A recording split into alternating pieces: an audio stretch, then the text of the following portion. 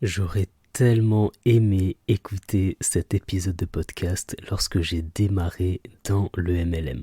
Comment faire lorsque l'on part de zéro dans le MLM pour réussir par la suite à développer une belle communauté.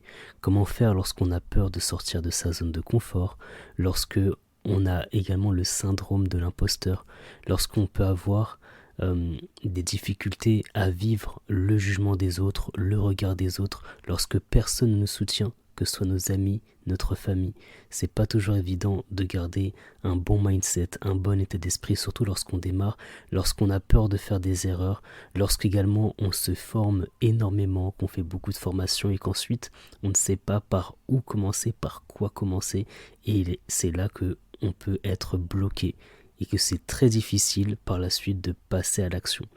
Et justement, c'est l'objet de cet épisode de podcast, comment faire pour partir de zéro dans ton MLM, quelles sont les bonnes méthodes, quelles sont les étapes à suivre pour réussir dans le MLM.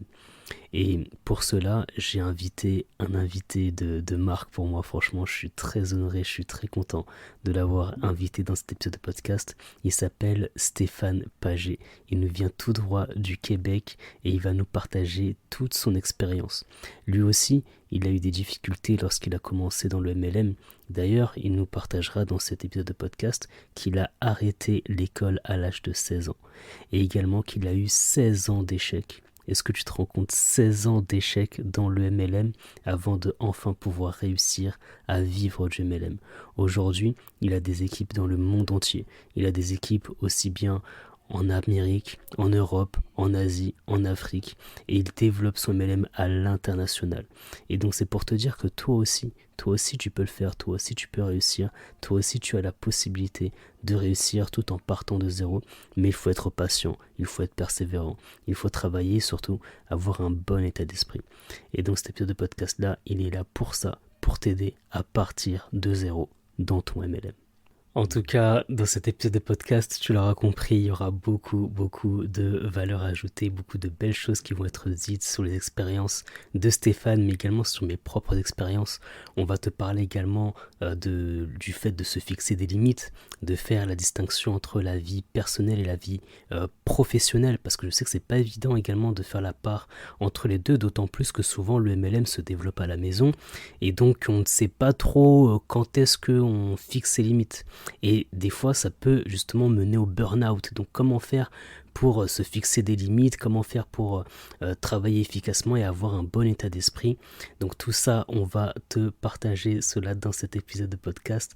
J'ai vraiment hâte que tu l'écoutes parce que moi j'adore en tout cas Stéphane et tout ce qu'il a dit. Et ce que je voulais juste rajouter, c'était que tu verras que à la fin, à la conclusion de cet épisode de podcast, tout à la fin, je vais juste te donner un petit conseil, une petite chose qu'on n'a pas évoquée avec Stéphane et que je voulais vraiment bien te le préciser en aparté de cet épisode de podcast, du live qu'on a fait avec Stéphane, parce que c'est quelque chose qui pour moi est important de bien comprendre, de bien saisir. Donc ce sera un petit bonus à la conclusion de cet épisode de podcast. Je t'en dis pas plus, je te laisse vraiment apprécier cet épisode de podcast là. Si tu as des questions bien sûr, tu peux nous les poser. Et tout de suite, je te laisse avec le générique de MLM Nouvelle Génération. Salut la Growth Team, bienvenue dans ton podcast MLM Nouvelle Génération.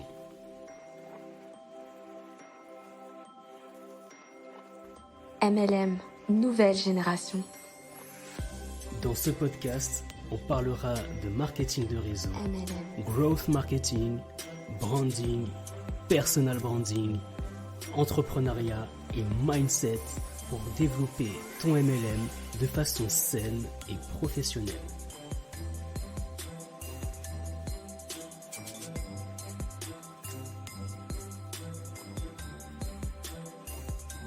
MLM. Salut, moi c'est Mounir de MLM Growth Marketing et bienvenue dans ton podcast MLM Nouvelle Génération. Salut Dorothée, salut Stéphane, Salut, comment ça va? ça va super et toi, comment tu vas? Ça va très très bien. Ah, je t'ai fait réveiller tôt aujourd'hui avec le décalage horaire. Ah, c'est pas si mal, là. Il est 9 heures du Ça va. matin. On est Ah, bon. ben super, super. Franchement, merci beaucoup hein, d'accepter ce live. Ça fait vraiment, vraiment plaisir, Stéphane. Je suis très content de te voir aujourd'hui. Ben, le plaisir est Euh, pour moi. ben, c'est vraiment gentil. Ben, Stéphane, pour savoir, il est au Québec. Du coup, il est au Québec. Et du coup, voilà, il développe aussi du MLM. Et c'est pour ça que j'ai vraiment eu envie de parler de cette thématique-là, comment partir de zéro dans le MLM. Et justement, parce que Stéphane, lui, il est vraiment parti de zéro, il est parti de rien, il a développé son MLM. Et aujourd'hui, il a des grandes, grandes équipes. Donc, bonjour à tous. Il y a Romain qui nous fait un petit coucou. Ah Il y a ben, Romain ça qui nous fait fait un la petit fin. coucou. Il y a également Dorothée qui nous salue. Bonjour à tous. Donc voilà, aujourd'hui, on va parler de comment partir de zéro dans le MLM. Et avant ça, ben, j'aimerais bien que tu te présentes, savoir un peu qui tu es, quel est ton parcours, etc. Pour ceux qui te découvrent aujourd'hui. Ben oui, écoute, ça va me faire plaisir. Merci pour l'invitation. C'est tout le temps un plaisir de partager avec des gens de la communauté puis tout ça. Donc moi, je suis marié avec Claudia. Ça va faire 20, ça fait 27 ans. Donc, on a Félicitations. un beau parcours ensemble. On a trois filles. Et ensemble, nos trois filles ont trois enfants. Donc, on est maintenant grands-parents, même si on n'a pas l'impression d'être grands-parents, mais bon. Et puis, ben, tu sais, tout jeune, j'avais, écoute, 16 ans. J'ai mon père qui m'a partagé un livre sur le développement personnel. Yes. Et c'est là que, étant un petit gars gêné, introverti, ben pour moi, j'ai vu dans ce livre-là tout ce qu'on pouvait accomplir, qu'il n'y avait pas de limite, qu'on pouvait faire tout ce qu'on voulait dans la vie si on avait simplement la volonté de le faire. Mhm. Et puis, ben, ça m'a ouvert beaucoup de portes sur la possibilité de me lancer dans le monde des grands. Mhm. Et puis, j'ai découvert le marketing de réseau. Je ne sais pas si on va y revenir tout à l'heure, mais bon, j'ai découvert Yes. le marketing de réseau. J'ai décidé de créer ma propre société. Bon, ça n'a pas été comme je voulais exactement. Puis, j'ai décidé de lancer un commerce de location de motoneige parce que c'est là-dedans que j'ai grandi. Mon père louait des motoneiges. Yes. Il y avait 42 franchisés à travers le Québec, l'Ontario. On avait beaucoup de gens qui venaient de l'Europe, d'un peu partout. En Afrique aussi, on a même eu le prince du Gabon en Afrique qui est venu Wow. avec sa suite royale. Donc, on a fait beaucoup de touristes. On a eu beaucoup de touristes qui venaient de l'Afrique, de l'Europe, de l'Asie, mais beaucoup de l'Europe surtout. Et puis donc, ayant évolué là-dedans, ben, je décide de faire ça, m'en faire mon business. Donc, j'ai fait ça pendant plusieurs années, une quinzaine d'années. Et puis, je faisais le marketing de réseau à temps partiel. Et puis, à un moment donné, Ah, je sais pas ben, si tu m'entends un peu, Stéphane, ou pas. moi, je t'entends bien. Je Ah, t'entends bien. super, ouais, ça bug un petit peu, mais ça va. Ça va, là, je t'ai rattrapé. Bah, super, franchement, merci de raconter un petit peu ton parcours. Et moi, la petite question que j'avais, c'était est-ce que tu te souviens du livre, du titre du livre que tu avais donné Oui, à ton c'est père? la puissance de votre subconscient par Joseph Murphy. Super, super. Ok, bah, en tout cas, je le note. Je le note en tout cas. Merci beaucoup de ce partage-là. Et c'est vrai que toi, t'as une carrière, on va dire, assez incroyable, notamment dans l'entrepreneuriat et aussi dans le MLM. Mais j'aime dire aussi que le MLM, c'est de l'entrepreneuriat. Ça fait Ah ben partie oui. aussi de l'entrepreneuriat. Et vraiment, te montrer comme exemple pour dire que c'est possible, de dire que c'est possible de réussir pour tout le monde, de démarrer de zéro et d'arriver justement au statut que tu as aujourd'hui. Et justement, moi, je veux savoir bah, comment ça s'est passé avant déjà d'entreprendre. Qu'est-ce que tu faisais dans la vie? Peut-être tu Mm. étais étudiant, est-ce que tu travaillais, est-ce que tu étais un peu salarié ou pas? Qu'est-ce que tu appréciais, qu'est-ce que tu appréciais moins? Ouais. Comment était le petit Stéphane? Comment était le petit Stéphane justement avant de se lancer? Oui, absolument. Ben, tu sais, moi, c'est ça, ça a commencé très jeune, hein, parce que, bon, à 16 ans, quand j'ai eu ce premier livre-là, ça m'a ouvert les possibilités. J'ai été employé pour mon père. Donc, à l'époque, il n'y avait pas encore ses locations de motoneige. Il faisait la vente de motoneige. Donc, il était le premier concessionnaire bombardier au monde. Donc, Mhm. c'était lui le premier qui a ouvert ses portes. Donc, il vendait des motoneiges. Il vendait des motoneiges, des motos Honda, puis ainsi de suite. Donc, c'est ce qu'il a fait. Moi, j'ai grandi là-dedans. Donc, j'ai grandi dans un garage. Je travaillais avec les mécaniciens. Je faisais la livraison. Quand j'ai eu 16 ans, j'ai eu mon permis de conduire. Puis là, je faisais la livraison de véhicules comme ça. Et puis, donc, j'ai grandi là-dedans.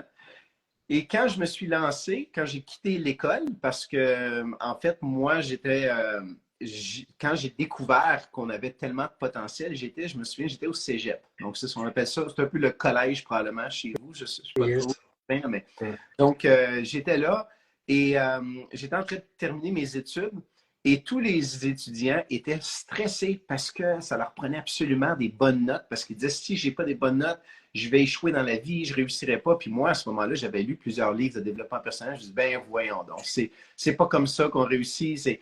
Donc, j'étais un peu obstiné à l'idée de je me rébellais, si on peut dire, contre l'école, surtout que j'étais pas très bon à l'école. Mm. Alors, j'ai décidé d'abandonner à la fin, j'avais tout terminé. Il me restait un examen de mathématiques. Je ne me suis pas présenté Ouais. parce que je ne voulais pas avoir de diplôme. Donc, tu sais, quand Ah on ouais, est jeune, incroyable. des fois, on était un petit peu coco. Ça ne Ouais. changeait rien dans la vie. J'aurais pu avoir mon diplôme. Ça n'aurait rien changé. Mais bon, j'ai terminé. Et puis là, j'ai décidé de lancer ma propre compagnie de réseau. Donc, j'ai démarré une compagnie de marketing de réseau qui était une carte de crédit avec Mastercard, donc Mastercard et la Banque nationale du Canada. Et tu peux Mm. t'imaginer qu'à 19-20 ans, tu te présentes à la Banque nationale, tu es tout jeune, tu n'as pas trop de crédibilité, j'avais les cheveux longs. Euh, Écoute, mais j'étais très intelligent parce que j'avais un consultant en affaires qui avait beaucoup d'expérience, puis il avait des business lui-même, puis tout ça. Donc, il venait avec moi, puis on a présenté le projet. Et finalement, ça a fonctionné. Donc, j'ai évolué là-dedans, j'ai fait quelques années. Puis je me suis rendu compte que c'était pas le côté du business qui m'attirait, dans le sens, pas le côté business, je veux dire, le côté corporatif, Mm. avec des employés, négocier avec des marchands, toutes ces choses-là. C'était pas ça qui m'attirait, c'était plus de travailler sur le terrain. Puis la raison, ça revient à ce fameux livre-là, quand je l'ai lu la première fois, je me souviens, j'étais dans la classe, on a fait un test d'aptitude sur qu'est-ce qu'on devrait faire comme métier plus tard dans la vie selon nos aptitudes, selon nos différentes choses qui nous intéressent. Et puis quand le test est revenu, les résultats, écoute, moi j'ai des grandes ambitions, là. J'ai lu des livres, je suis motivé, j'ai des grands projets, là, tu sais. Ouais. Et puis là, je prends mon test, je vois les résultats, puis je regarde à droite, la colonne de droite, parce que c'est les salaires. Donc je regarde le plus élevé, c'était 36 000 par année. Et 36 000 Ouais. par année, c'était plombier. Écoute, quand j'ai vu ça, je dis, voyons, là, un test est en train de me dicter ce que moi je vais faire dans la vie. Voyons donc, je ne peux pas croire que des choses comme ça se peut. Là, je regarde dans la classe, puis tous les élèves sont en train, là, ils ont leur test, puis là, ça y est, c'est ça leur carrière de l'avenir. Le Ah. test leur a dicté ce qu'ils vont faire. Mm. Et c'est là que je me suis comme révolté. Je me suis dit, non, non, non, non, non, ça se peut pas. Donc là, à ce moment-là, pour moi, ça a été le premier déclic dans ma vie.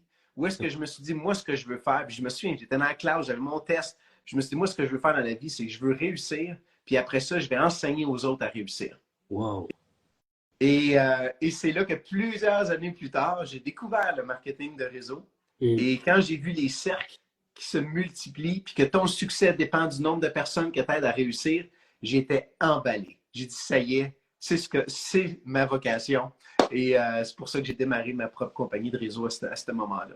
Donc, Ah, ça donne un petit peu une idée là, du début là, de qui ouais. j'étais. Franchement, c'est incroyable. Je suis très admiratif parce qu'il y a de la prise de risque, il y a du Ouais. courage, il y a aller un peu dans l'inconnu, mais en fait, c'est comme si comme tu étais convaincu par là où tu voulais aller, cet inconnu-là, en fait, il était comme s'il était visible pour toi. Et ça, c'est Ouais. vraiment quelque chose d'incroyable. Et il y a juste, je te dis, il y a Nicolas là qui nous fait un petit coucou, il dit oh les touristes, comment ça va? Mais tu sais, Et Mounir, Nicolas, je vais juste te dire un point yes, là-dessus. C'est un bon yes. point que tu amènes. Tu sais, courage, puis tout ça. Moi, je te dirais, c'était plus l'innocence. Ah, Et la puissance de l'innocence, parce que quand on ne sait pas qu'on peut échouer, on se lance. Il n'y a pas de limite. Puis c'est vrai. ça, c'est la beauté quand on est jeune. On ne tire pas des boulets Mm, d'échec après échec. Puis là, on se fixe nos propres limites parce qu'on mm. a peur, parce qu'on a vécu des choses. Mais quand on est tout jeune, on n'a pas. Regarde les petits-enfants là, qui se lancent en bas. Moi, je regarde mon petit-fils là, qui se lance en bas d'une chaise, je le rattrape juste au bon moment. Je dis, voyons Mm. là, il va se faire mal. Mais nous, en tant qu'adultes, on a vécu une difficulté après une autre, après une autre. Puis ça, ben, on transporte ça à travers nos futures expériences, puis ça nous limite dans notre potentiel. Donc, à cette époque-là, je te dirais que c'était pas tellement le courage, c'était plus effectivement l'innocence, mais ça m'a aidé. Je me suis lancé, puis j'ai fait des belles choses avec ça. Ah, franchement, c'est juste incroyable. Et juste ce que je voulais te demander, c'était toi, t'as dit que tu n'avais pas fait ton dernier examen de maths pour justement ne pas avoir ton diplôme. Comment ont réagi tes parents? Parce qu'en fait, si tu veux, euh, dans des situations comme ça, il y a souvent notre entourage, notre famille qui va nous conseiller justement de privilégier la sécurité par rapport à la prise de risque. Et déjà là, juste à ce moment-là, tu étais jeune, comme tu as dit, tu étais insouciant. Comment ont réagi tes parents quand tu as dit que non, je voulais pas avoir mon diplôme et je voulais pas faire cet examen? Mais je ne l'aurais pas dit. Ah, Ils l'ont su quelques années plus oui, tard. c'est pour ça que j'allais te dire. Après, ils l'ont su. Donc, Ils l'ont comment su, ça s'est mais passé? longtemps après. Ok. Tu sais, je te dirais, mes parents, ils suivaient pas beaucoup ça, eux. Tu sais, ma mère, elle n'a pas complété ses études loin. Tu sais, elle a fait son secondaire, puis ça s'est Mhm. arrêté là. Donc, elle, pour elle, l'école, tu sais, elle faisait pas nécessairement les devoirs avec nous. Puis, c'était une époque où est-ce qu'il n'y avait pas autant de devoirs pour les enfants quand ils revenaient de l'école. Donc, quand je suis rendu au cégep, elle suivait pas mes choses. Tu sais, elle savait, j'étais inscrit, parfait, j'avançais, puis tu sais, j'ai passé une année, 2 années, puis là, j'étais rendu à ma troisième année, j'étais rendu à la fin. Elle, pour elle, c'était fait. Je l'avais fait, tu sais, mais j'avais pas complété mon chose. Donc, ils l'ont pas su. Et à ce moment-là, moi, j'étais pressé à quitter, à terminer mes études parce que je voulais me lancer en affaires. J'avais déjà mon projet, j'avais tout fait mon plan d'affaires. Puis mon père, c'est un homme d'affaires. Mon grand-père, c'était un homme d'affaires. Je savais que je m'en allais là-dedans. Je m'en allais me Mhm. lancer en affaires. Donc, ça a passé, comme on dit ici, ça a passé comme du beurre dans le poêle. Mhm. Non, bah, franchement, c'est juste incroyable. Merci pour cette explication, de voir un peu comment était le contexte aussi avant sur les études, etc. N'hésitez pas, ceux qui sont présents en commentaire, à poser des questions à Stéphane, parce que franchement, il est là pour répondre aussi à toutes vos questions. Là, il y a Samuel également qui te fait un petit coucou, également de Suisse, lui, il des écoutes de Suisse. Donc là, on est vraiment à l'international dans ce live. Ça fait vraiment plaisir. Euh, Moi, j'aimerais que tu me dises un peu bah, comment on fait. Est-ce que toi, tu as une recette, un conseil à donner pour aider les gens à sortir de leur zone de confort? Parce que toi, tu as réussi à le faire, notamment parce que ton père il t'a donné un livre. Tu as réussi à le faire aussi parce que tu avais des personnes de ta famille qui étaient entreprenants. Mais pour des personnes, tu vois, qui n'ont pas tout ça. Il y a des personnes, des fois, qui n'ont pas accès à toutes ces choses-là. Donc, comment on pourrait faire pour sortir de sa zone de confort et pour justement prendre des risques? Est-ce que justement il faut prendre des risques? Mais, tu sais, je te dirais, moi, je pense qu'il y a plein de choses qui se sont arrivées, qui sont arrivées dans la vie. À des certains moments, j'étais comme bloqué. Puis jusqu'au jour où est-ce que rester bloqué est plus douloureux que l'action qu'on doit faire, Mm. qu'on n'est pas à l'aise de faire. Et c'est ça, je te dirais, le plus grand défi, c'est que les gens sont confortables. Malgré on est confortable dans notre inconfort. On est dans une situation où est-ce que, bon, on veut faire gagner plus d'argent, on veut avoir plus de temps pour notre famille. C'est toutes des belles choses. Puis souvent, c'est des choses qui sont plus sur du moyen-long terme. Donc, ça ne nous affecte pas dans notre quotidien immédiatement. Oui, ça nous affecte, mais tu sais, on vit déjà comme ça depuis un certain temps. Mm. Donc, on est confortable dans notre inconfort. Et quand ça devient beaucoup plus difficile, puis qu'on n'est plus capable de vivre dans cette situation-là, c'est là qu'on est prêt à faire des choses. Donc moi, je te dirais, c'est de reviser où est-ce qu'on est, puis de peut-être justement l'alimenter un petit peu, cet inconfort-là, puis de se dire, hey, écoute, j'ai tel âge, donc dans 5 ans, je vais avoir tel âge, puis si je continue, ça ne changera pas. Puis souvent, on est motivé, pas par les choses qu'on veut atteindre, mais par les choses qu'on va manquer si on ne les atteint pas. Donc, le Exactement. négatif est plus motivant souvent. Donc, Mm. c'est de se dire, OK, si je n'ai pas la liberté de temps pour profiter avec mes enfants, qu'est-ce qui va arriver? Bien, mes Mm. enfants vont grandir. Ça va être le temps, eux, de peut-être de quitter la maison. j'aurais pas vécu les expériences que je voulais vivre avec mes enfants, les amener en voyage, faire ces choses. Donc là, on rend ça plus douloureux. Et Mm. ça, souvent, c'est ce qui va nous mettre le feu au derrière, puis go, on passe à l'action. Donc c'est ça. Ce serait d'évaluer vraiment la balance entre les deux. Ah, franchement, c'est super, mais c'est exactement ça, hein. C'est vrai que avec des personnes que je peux accompagner ou même motiver un peu dans leur business, c'est de leur dire, ben, OK, tu peux être motivé par ce que tu vas voir, mais surtout, tu peux justement être motivé par ce que tu risques de perdre si tu continues comme ça. Et justement, il y a une phrase aussi qui m'a beaucoup motivé, c'est vraiment de se dire que déjà ne pas avoir peur de tomber, mais aussi de se dire que on regrette plus dans la vie, on regrette plus les choses qu'on ne fait pas par rapport Mm. aux choses que l'on fait. Et ça, c'est pour moi, c'est quelque chose qui m'a marqué parce que c'est vrai, moi, je vais prendre aussi mon propre exemple, ma propre expérience. C'est-à-dire que moi, par exemple, quand j'étais au collège, en troisième, je voulais avant être architecte d'intérieur. Voilà. OK. Je voulais faire architecte d'intérieur, mais par contre, je ne savais pas bien dessiner. Je ne savais pas dessiner, je n'étais pas très bon en dessin, etc. Mais je voulais faire. Et pour cela, j'ai dû aller en seconde, en seconde, donc au lycée, en art appliqué. Et ce lycée-là, il était très loin de chez moi, parce qu'en soi, le collège, là où j'étais, il était juste en bas de chez moi, en bas de ma maison. Et ensuite, le lycée dans lequel j'étais, eh bien, était très loin de chez moi. C'était à 1h30 à peu près de transport, et j'avais à cette époque-là peut-être 15 ans. Et c'était très compliqué. Mais comme j'ai fait cette expérience-là, je suis allé en seconde, j'ai fait ma seconde en art appliqué, c'était un lycée privé, même c'était pas très évident aussi en termes de discipline, etc. Et j'ai vu au final que c'était pas fait pour moi. Mais Mm. par contre, j'ai appris beaucoup de choses sur le design, sur les couleurs, sur les formes, sur l'histoire de l'art, sur pas mal de choses qui me servent aujourd'hui, même dans Ouais. ma propre activité en tant que consultant marketing, parce que c'est important aussi de comprendre les significations des couleurs, de toutes ces choses-là. Et donc, au final, moi, je me dis avec le recul, cette expérience-là, elle m'a fait grandir parce que Mm. je suis sorti de ma zone de confort, je suis allé très loin de chez moi. Voilà, j'ai pris le transport, je suis allé dans une situation qui était très difficile pour moi, le dessin, l'art, etc.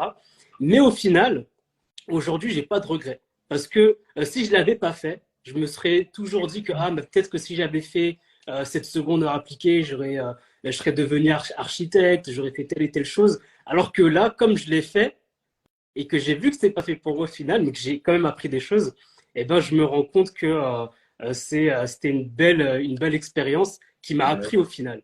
Donc c'est un peu Oui. ce que tu disais tout à l'heure sur ne pas avoir de regrets. Et justement, ben, je fais un petit coucou à mon ami Sétienne là, qui dit que c'était un beau parcours. En tout cas, je te remercie beaucoup, Sétienne, pour ton commentaire.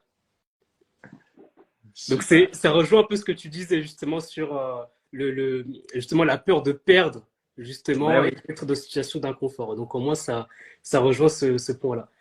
Euh, Est-ce que tu as également un petit conseil pour les personnes pour savoir comment faire pour être bien entouré? Comment tu fais toi pour être bien entouré, avoir des personnes qui vont te conseiller, t'aider dans ce que tu fais? Mhm. Tu sais, je pense que les gens qui ont des conseils à donner, qui ont du vécu, qui ont du succès, un de leurs défis, c'est d'avoir des gens, parce que s'ils sont prêts à te donner de leur temps ou de donner des conseils, c'est d'avoir des gens qui vont vraiment s'appliquer et poser les actions. Tu sais, ça va arriver si, supposons par exemple, quelqu'un vient me voir puis il me demande conseil. Mm. Et prochaine fois que j'entends parler de cette personne-là, bien, ils n'ont pas mis en application ce que j'ai proposé. Euh, c'est là que cette personne-là ne mérite plus autant de mon temps. Mm. Donc, moi, ce que je me dis, c'est que quand je demande conseil à quelqu'un, si je suis une formation, par exemple, je vais suivre une formation, mais je veux être des meilleurs témoignages de cette formation-là. Alors, je vais revenir, puis je vais arriver avec mes résultats. Puis si je n'ai pas les résultats, je vais te poser des questions, je vais aller plus en profondeur, puis je vais vraiment m'appliquer pour vraiment donner justice à la personne qui a mis ce programme-là en place. Et quand je reviens, ben, je reviens avec mes statistiques, mes résultats, mes choses. Puis la personne, elle est fière de me mettre de l'avant parce que ça aide à promouvoir son programme. Mais en plus, elle a une relation avec moi qui est particulière parce que je suis un de ses étudiants, puis elle est fière de voir que je suis celui qui a mis en application ces choses-là. Donc, avec le temps, si je continue de faire ça, ma réputation autour de moi devient que je suis quelqu'un qui passe à l'action, qui ne fait pas juste parler, mais qui bouge. Donc, je pense que nos actions vont faire qu'on va attirer les personnes qu'on a besoin autour de nous. Ah bah c'est super, franchement, c'est très bien ce que tu dis. Et comme tu dis, hein, pour la personne qui t'aide, qui te conseille, qui te mentor aussi, c'est important pour elle de voir que tu évolues et que tu évolues dans le bon sens. Donc, franchement, c'est bien Ouais. d'avoir cette démarche-là, de se dire, bah, tiens, regarde ce que tu m'as conseillé, ce que tu m'as apporté, voici les résultats. Et ça, c'est vraiment top. Je pense que c'est vraiment une fierté pour la personne aussi qui te mentor par rapport à ça. Et justement, toi, tu as dit que tu avais arrêté l'école, on va dire, assez jeune par rapport à tes autres camarades. Mais je voulais savoir également, est-ce que toi, tu t'es formé et savoir est-ce que pour toi, c'est important de se former, d'apprendre, en tout cas, dans le domaine dans lequel on est. Ben oui, c'est clair. C'est certain que l'école traditionnelle, c'était probablement pas un environnement pour moi. Ayant un déficit d'attention, n'étant pas très bon à l'école, c'était pas ma place. J'étais pas non plus le jeune le plus populaire de l'école. J'étais gêné, introverti, je faisais pas trop les sports d'équipe. Donc, je m'éloignais de toutes ces choses-là. J'étais tout seul dans mon coin avec un, deux, trois amis, puis c'est tout. Donc, ça, c'était la période de ma vie que je n'étais pas intéressé. Donc, non, l'école, l'étude ne m'intéressait pas. Mais quand j'ai commencé ma carrière en marketing de réseau, en affaires, là, tout à coup, un livre, deux livres sur le développement personnel, ça a commencé à m'intéresser. Alors, je me suis investi dans ces choses-là. Donc, aujourd'hui, écoute, je pense qu'il n'y a pas une semaine que je ne suis pas en train d'étudier quelque chose. Et ce que j'étudie, dans le moment présent, ça va être en fonction de ce que je veux améliorer présentement dans mon business. Donc, dans notre business, on a le mindset, que tout le temps, on a besoin de s'alimenter de ce côté-là. On a la génération de prospects. On a l'invitation, on a la présentation, le suivi et la duplication. Donc, moi, quand je regarde ça, ben, je me dis, OK, est-ce qu'il y a un de ces champs-là que j'ai besoin de m'améliorer présentement? Si oui, ben, je te dirais que les prochaines semaines, prochains mois, je vais dévorer des livres, je vais être sur YouTube, je vais acheter des formations, je vais peut-être engager un coach, je vais faire tout ce que je peux pour maîtriser le sujet. Donc, je suis continuellement, effectivement, en éducation. Puis, tu vois, on parlait justement de mentorat tout à l'heure. Ben, il y a quelqu'un il y a un moment donné où est-ce que moi, dans mon parcours, ben, au début, oui, j'ai eu du succès. Mais après ça, j'ai fermé ma compagnie de réseau. J'ai décidé de joindre comme un distributeur pour une compagnie de réseau. Et cette compagnie-là a fermé ses portes. J'en ai joint une autre qui a fermé aussi ses portes. J'en ai joint une autre, mais tout ça, ça s'est passé à travers plusieurs années. Et là, ça a été échec après échec après échec. Et à ce moment-là, ben, j'ai vécu ça pendant 16 ans en marketing de réseau sans trop de résultats. 16 ans. Des fois, il y a des gens qui me disent, ça fait 3 mois, je n'ai pas de résultats, je suis découragé. 3 mois? Je l'ai fait pendant 16 ans sans résultats. Incroyable. Ou très peu de résultats. Et donc, j'avais perdu un peu ma confiance et c'est là que j'ai trouvé quelqu'un qui s'appelle Tim Sales. C'est un Américain.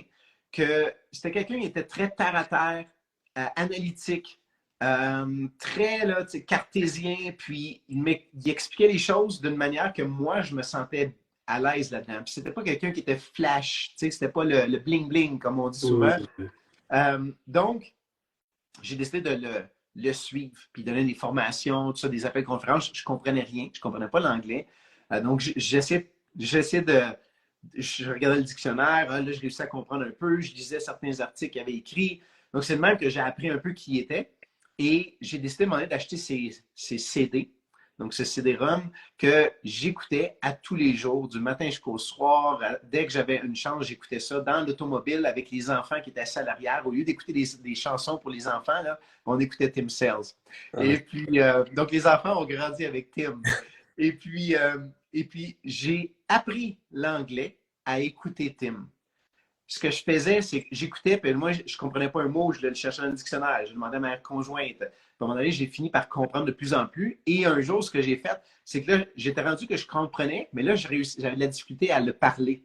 Alors, j'avais un petit enregistreur, je ne sais pas si vous vous souvenez de ça, les petites cassettes, là. Je me rappelle, ouais. Donc, j'avais ça, puis là, j'écoutais, je faisais jouer une phrase de Tim, de son CD, et là, j'enregistrais moi cette phrase-là.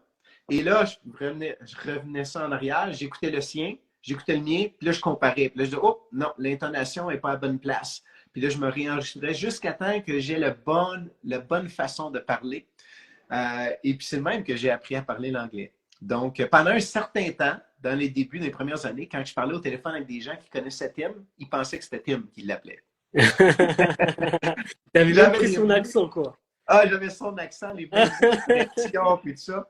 Donc, ça a passé avec le temps, parce que, à un moment donné, je disais pas de bon sens, il faut que je change ça, je peux pas être une imitation de Tim.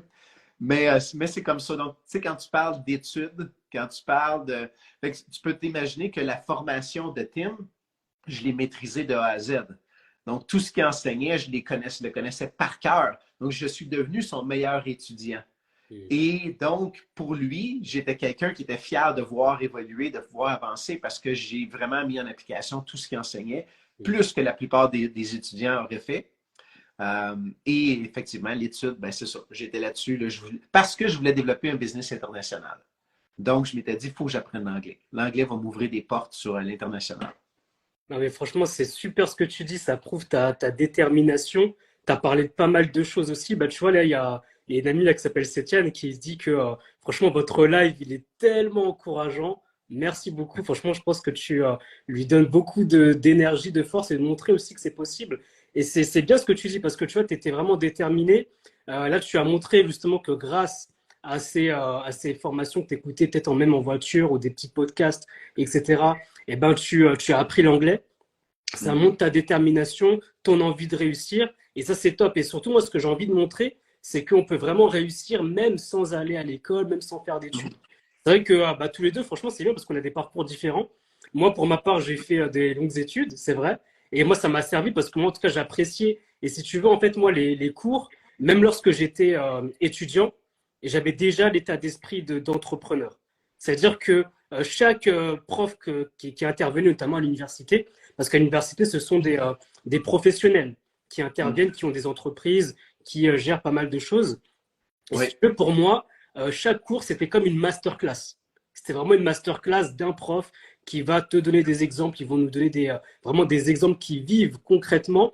Et c'était vraiment pour moi un bonheur de pouvoir apprendre auprès de ces enseignants-là parce que ils m'apprenaient du concret dans ce que je voulais faire dans le marketing, dans le commerce, dans la communication, etc.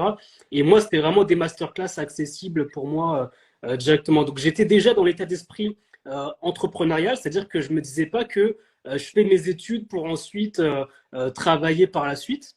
Mais j'avais déjà de me dire, bah, ok, j'ai envie d'apprendre, d'avoir les compétences pour me débrouiller, on va dire tout seul, même si on ne réussit pas seul, mais pour pouvoir me débrouiller, avoir les outils à ma disposition. Et c'est pour ça que c'est intéressant de voir ton parcours avec le mien et de voir qu'en fait, ben, on peut avoir différents chemins, mais arriver au même but.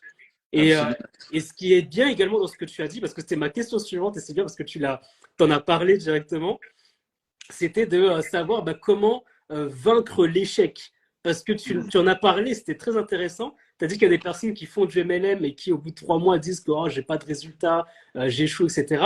Alors que toi, justement, dans ton cas, tu as fait 16 ans, et c'est juste incroyable de dire bah, 16 ans avec des accumulations pardon, d'échecs, même si, bien sûr, il y a aussi des victoires, hein, il y a aussi des réussites.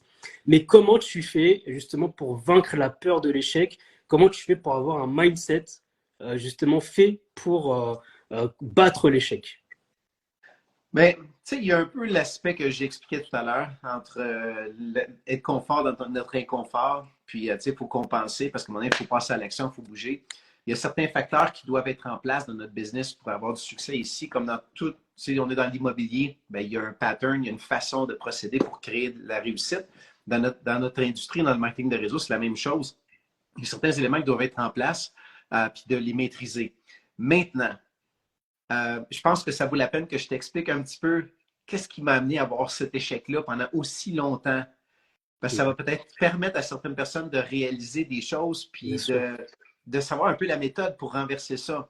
Quand j'étais jeune, à partir du moment où j'ai lu ce fameux livre-là, quand j'avais 16 ans, j'ai découvert tout le potentiel. Puis là, j'ai décidé que j'allais démarrer ma propre compagnie de réseau avec une carte de crédit. Écoute, tout ce que j'avais en tête, c'était des choses impossibles. Ça ne pouvait pas se réaliser. Okay? Voyons donc, une banque, il y a 25 ans, c'est ça, il y a même plus que 25 ans, 30 ans, une banque qui voudrait embarquer dans un système de marketing à paliers multiples, écoute, oublie ça, c'est même pas pensable. Mais je crois que parce que j'avais une conviction énorme, j'ai mis tout ce qu'il fallait en place pour le faire, puis ça s'est réalisé. Et là, à chaque fois que je voulais quelque chose, je voulais une certaine automobile, je l'ai eu. J'avais besoin d'argent parce que la banque, quand ils m'ont appelé et qu'ils m'ont dit « OK, on embarque dans ton projet, il faut qu'on modifie notre système informatique, ça va coûter 100 000 $, fais juste faire un virement à tel compte, va à ta banque locale, ils vont pouvoir s'occuper de ça, puis on démarre. » Je dis « OK, super, je ferme le téléphone, je célèbre, puis après ça, je me dis 100 000. Attends un petit peu, où est-ce que je trouve 100 000 à 20 ans? Donc, mais je l'ai trouvé. Puis après ça, j'avais besoin de fonds pour vraiment évoluer dans mon business. J'avais besoin de beaucoup plus d'argent. J'ai trouvé l'argent. À chaque fois que je voulais quelque chose, je l'avais. Et voici ce qui s'est produit. À ce moment-là, je revenais le soir chez moi, à la maison. Puis là, je me plaignais à Claudia. Je lui disais, c'est trop facile. Elle dit, pourquoi tu dis ça? Je dis, parce que je lis tous ces livres-là de développement personnel, de Walt Disney, de Henry Ford, de toutes ces grandes personnalités qui sont aujourd'hui des entrepreneurs reconnus puis qui ont des histoires inspirantes. Moi, j'ai rien d'inspirant. Tout ce que je veux, je l'ai. Je fais juste claquer des doigts, je fais juste y penser puis je le réalise. Puis elle dit, voyons donc, tu devrais apprécier, tu devrais être en accord avec ça. Mais je dis, c'est pas mon histoire, il n'y a rien d'inspirant là-dedans. Et puis quand j'ai fermé ma compagnie de réseau, parce que ce n'était pas la direction que je voulais aller. Puis j'ai joint une compagnie qui a fermé ses portes, j'ai joint une autre qui a fermé ses portes, j'en ai joint une autre. Puis là, à un moment donné, là, les 16 années qui ont suivi d'échecs, tu sais ce qui est arrivé un jour? Au bout de ces 16 années-là, j'ai joint la compagnie dans laquelle je suis présentement. Et j'ai commencé à avoir du succès. Et là, j'étais au spa. On a des spas ici nordiques. Donc, on va dans la rivière froide, en plein hiver, on ressort, on sort dans le sauna chaud. Donc, ça, c'est typique ici. Donc, je suis là, on sort du spa, c'était ma fête, et on revient à la maison, on relaxe. Puis là, Claudia, je lui demande, je dis, c'est quoi qui est arrivé avec moi? Tu te souviens quand on s'est connus, tout ce que je voulais, je l'avais. Là, ça fait des années, c'est échec après échec après échec. Elle m'a dit, comment ça, tu ne sais pas? Je sais qu'est-ce qui est arrivé. Je dis, quoi? Tu le sais. Puis pendant toutes ces années-là, tu me dis, c'est quoi? Fait qu'elle dit, mais Stéphane, tu te souviens pas, tu revenais à la maison, puis tu te plaignais comme quoi que c'était pas ça ton histoire. Tu voulais avoir des échecs. Tu voulais avoir une histoire inspirante. Tu l'as voulu, mais tu l'as eu. Incroyable. Pas sérieux. Je dis, j'ai créé ça. Voyons non. Là, j'ai réalisé à quel point c'est fort, cette histoire-là. Là. Ouais. Et là, je me suis dit, ah ben là, un peu comme dans Terminator, le film de Arnold Schwarzenegger, I'm back. Je suis de retour. Et puis c'est là vraiment là, qu'on a commencé vraiment à grimper beaucoup plus rapidement. Puis ça. Mais ça a été le processus. Maintenant, qu'est-ce qui se faisait? Puis c'est là que je me suis dit, comment je faisais dans le temps pour avoir du succès? Comment je faisais pour avoir l'auto? Comment je faisais pour avoir l'argent? Comment j'ai fait pour avoir la banque qui accepte de lancer une carte de crédit avec moi en marketing de réseau? Comment je faisais? C'était quoi mon processus? Parce que là, c'est beau, là. Là, je suis là, OK, je suis de retour. Go! Go quoi, là? Je fais quoi, là? Donc là, il fallait que comment est-ce qu'on dit ça en français? C'est reverse engineer. Donc, l'ingénierie inverse. Donc, renverser l'ingénierie, en tout cas.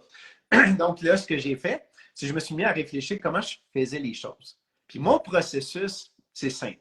c'est 4 étapes. L'étape 1, c'est l'étape où est-ce que j'ai un objectif. Et cet objectif-là, ça doit être un objectif qu'on ne se force pas à y penser. Qu'à tous les jours, c'est comme si ça nous hantait. C'est comme si on était obsédé par cette chose-là. Est-ce qu'il y a quelque chose que les gens qui écoutent ici, si vous dites, ça tous les jours, j'y pense. Est-ce que c'est d'assister aux pratiques sportives de vos enfants? Parce qu'à tous les jours, vous savez que vous allez encore la manquer. Est-ce que c'est quoi? Il y a quelque chose qui, à tous les jours, vous y rêvez. Ça, c'est la chose importante. OK? C'est là-dessus qu'on doit se concentrer. Donc, un, c'est ça. L'étape 2, c'est qu'on y pense, puis on se voit en train de le faire, que c'est en train de se réaliser. Mais à cette étape-ci, ce qui va se produire, c'est qu'il y a une petite voix qui nous parle, puis qui nous dit, ben non, Stéphane, ça se peut pas. Tu peux pas réussir ça. Tu sais bien, la banque ne voudra jamais embarquer dans un système de marketing à paliers multiples. C'est impossible. Donc, cette petite voix-là parle. Et ma tâche à ce moment-là, puis c'est ça que vous devez faire, c'est que dès que la voix se met à parler, on change le sujet. Donc, si je pense à, exemple, je vais aller voir mes enfants jouer au soccer ou faire leur gymnastique comme nos enfants faisaient. Puis là, je me vois rentrer dans le gym, puis les enfants sont en train de jouer, puis là, je me dis, mais non, je ne peux pas, je travaille. Avant même, ou dès que cette voix-là parle, je change de sujet. Et puis là, je vais me dire, ah, cette lumière, pourquoi je n'ai pas allumé la lumière? J'aurais dû allumer la lumière, peut-être ça aurait fait un meilleur éclairage présentement, tu sais, pour mon live. Tu vois que là, je change sur quelque chose dans l'environnement, puis j'oublie, je laisse tomber cette vision-là. Et je vais la répéter à chaque fois.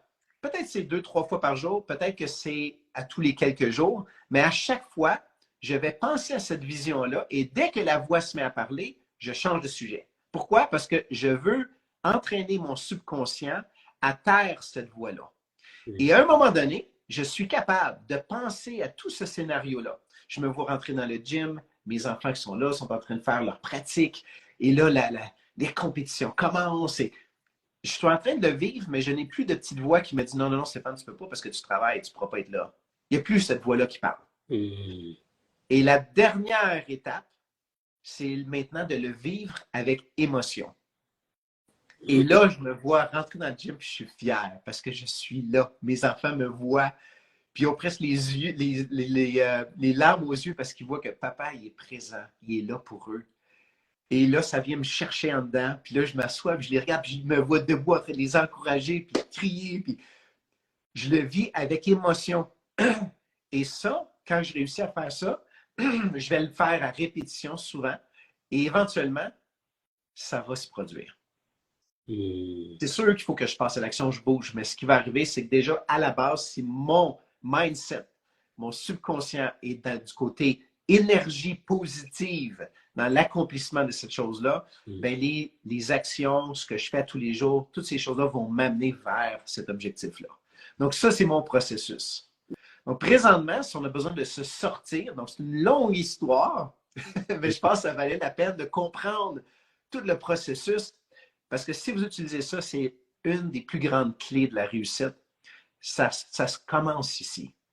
C'est pas pour rien qu'un enfant, un jeune de 16 ans lance un business qui est presque impossible, mais parce qu'il est innocent, il ne sait pas que ça ne peut pas arriver, va le faire se réaliser. Mais ça, c'est très fort. Alors, maîtrisez ça, puis regardez votre situation présentement. Puis si tout ce que vous pensez à tous les jours, c'est « Ah, j'ai des factures, ça va pas bien, j'ai pas assez d'argent, j'aimerais ça faire plus d'argent. » Votre langage, est-ce que c'est un langage positif face à l'argent, face à la liberté, ou c'est un langage de défaite, d'insuccès? Parce que si à tous les jours, vous répétez que un jour, j'aurai l'argent, ça veut dire que ce n'est pas aujourd'hui. Et demain, vous allez le répéter, un jour, j'aurai l'argent, donc ce ne sera pas demain.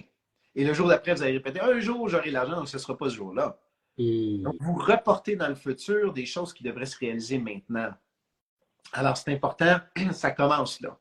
Donc, il y a ça, ce processus-là, qui pour moi, c'est un processus mécanique. Parce que souvent, on voit tout le monde tu sais, comme le livre Le Secret, puis de voir, tu sais, de se voir, s'imaginer réussir, puis tout ça. C'est souvent un peu ésotérique.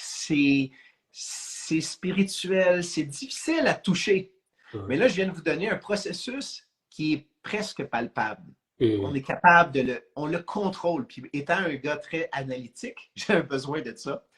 Donc là, vous avez un processus. Puis la deuxième chose, c'est ce que je disais tout à l'heure de est-ce que notre inconfort est plus inconfortable que ce qu'on veut atteindre? Donc, la tâche plutôt qu'on a à faire. Donc, c'est ça. Donc, il faut Non, franchement, c'est magnifique et tu montres justement l'importance du mindset, de l'état d'esprit, parce que vraiment tout part de là. Et c'est beau ce que tu dis, c'est beau ce que tu racontes et même également le processus, parce que je pense que ça va aider beaucoup de monde justement à pouvoir se projeter dans ça. Donc ça va être super intéressant. Et est-ce que aussi tu as des conseils justement pour des personnes qui n'ont pas le soutien, l'encouragement de leurs proches, ça peut être leur conjoint, leur conjointe, ça peut être aussi leurs enfants, ça peut être aussi leurs parents, leur famille, des personnes qui comptent énormément pour eux et qui ne donnent pas le soutien justement dans leur projet. Est-ce que tu as des conseils à leur donner par rapport à ça pour réussir? Peut-être quelques-uns, oui. Tu sais, il faut aussi s'évaluer. Est-ce qu'on est le genre de personne qui a souvent dit dans le passé, comme à nos résolutions du Nouvel An, qu'on ferait telle ou telle chose et qu'on ne le fait pas? Parce que ça, nos proches sont conscients de ça. Donc, si on leur dit, je veux faire ce business-là, je veux travailler dessus, dans leur tête, ils ont cette image de vous qui est, à chaque fois qu'il dit quelque chose, il ne le fait pas. Il ne le complète pas. Donc ça ne vous aide pas. Alors, ce que je suggérerais, c'est déjà de vous fixer un objectif qui n'est pas un objectif de résultat, mais un objectif d'action. Donc, si, exemple, je suis avec Mounir, puis c'est un bon ami, puis Mounir ne m'encourage jamais dans mon business, je dis, écoute, Mounir, regarde, je m'engage envers toi qu'à tous les jours, je vais faire une publication sur Instagram. J'ai besoin que tu me tiennes responsable ou que tu m'encourages là-dessus, mais je vais le faire, puis je vais le faire pendant 30 jours. Et là, je le fais. Il faut que je m'assure que ce soit quelque chose qui n'est pas extraordinaire. Parce que si j'ai l'habitude de publier une fois par semaine, mais peut-être une fois par jour, c'est trop. Donc, fixez-vous un objectif que vous allez être capable quand même, qui demande un peu d'effort, mais que vous êtes quand même capable de faire. Donc, je le fais. Qu'est-ce que ça fait? C'est que Mounir recommence à reprogrammer sa perception de moi. Quand Stéphane dit quelque chose, il le fait. Pas dans 30 jours, je vais avoir 10 000 followers. Ça, c'est un résultat. On ne sait pas ce que ça va donner. On n'a pas le contrôle 100% là-dessus. On a le contrôle sur nos actions. Donc, avec votre entourage, c'est de vous fixer des objectifs comme ça, d'action, et de les tenir. Parce que si vous ne les tenez pas, bien là, vous vous tirez une balle dans le pied. Okay, donc, à la base, c'est ça. Puis la deuxième chose, je dirais c'est de inclure les gens qui vous entourent, qui vous sont chers, dans vos réussites ou dans vos projets. Ce que je veux dire par là, c'est que si, par exemple, vous faites une vente, puis ça vous rapporte un certain revenu, au lieu de prendre tout cet argent-là puis de l'utiliser, peut-être faire un cadeau. Faire un cadeau à la personne qui vous a aidé, qui vous a soutenu. Vous lui faites un cadeau pour le remercier et dire, écoute, regarde, je n'ai pas fait encore beaucoup d'argent, mais regarde, j'ai un 100 euros. J'ai un 100 $ que j'ai fait, puis regarde, on prend un 50 là-dessus, puis on se fait une petite sortie ou je t'invite au restaurant ou quelque chose comme ça. Donc, pour en profiter ensemble. Pour que la personne ait une expérience positive des actions que vous avez faites dans votre business. Puis, l'autre chose, c'est de l'inviter à un événement. Tu sais, s'il y a des événements de la compagnie, parce que souvent, les événements, c'est là que les gens découvrent vraiment le potentiel puis ce qu'on peut réaliser. On entend des histoires de succès d'un et de l'autre et c'est encourageant. Donc, moi, ce que j'ai fait à un moment donné, parce que tu peux t'imaginer qu'après 16 ans d'échecs, Claudia, à un moment donné, là, elle en avait là, du marketing de réseau. Là. Malgré qu'on a travaillé ensemble dans les débuts, puis on a, tu sais, elle croyait au marketing de réseau, mais quand elle a vu pendant 16 ans que c'était échec après échec, à un moment, elle se disait, mais là, écoute, quand est-ce que ça va le faire? Donc, moi, ce que j'ai fait, c'est qu'il y avait un événement de la compagnie et je l'ai invité, mais je lui ai dit, regarde, c'est à Las Vegas, on va aller là. On n'aime pas vraiment jouer là, les machines. On n'est pas des amateurs de Vegas, mais c'était un voyage. Et je lui dis, gars, est-ce que tu viendrais avec moi? Puis je te demande d'assister à la convention, mais juste un conférencier. Choisis-en un. Juste un. Tout le reste de la convention, tu viens pas, tu fais ce que tu veux, va te promener, va visiter, amuse-toi. Mais juste un. Et puis elle a accepté, elle a choisi une personne.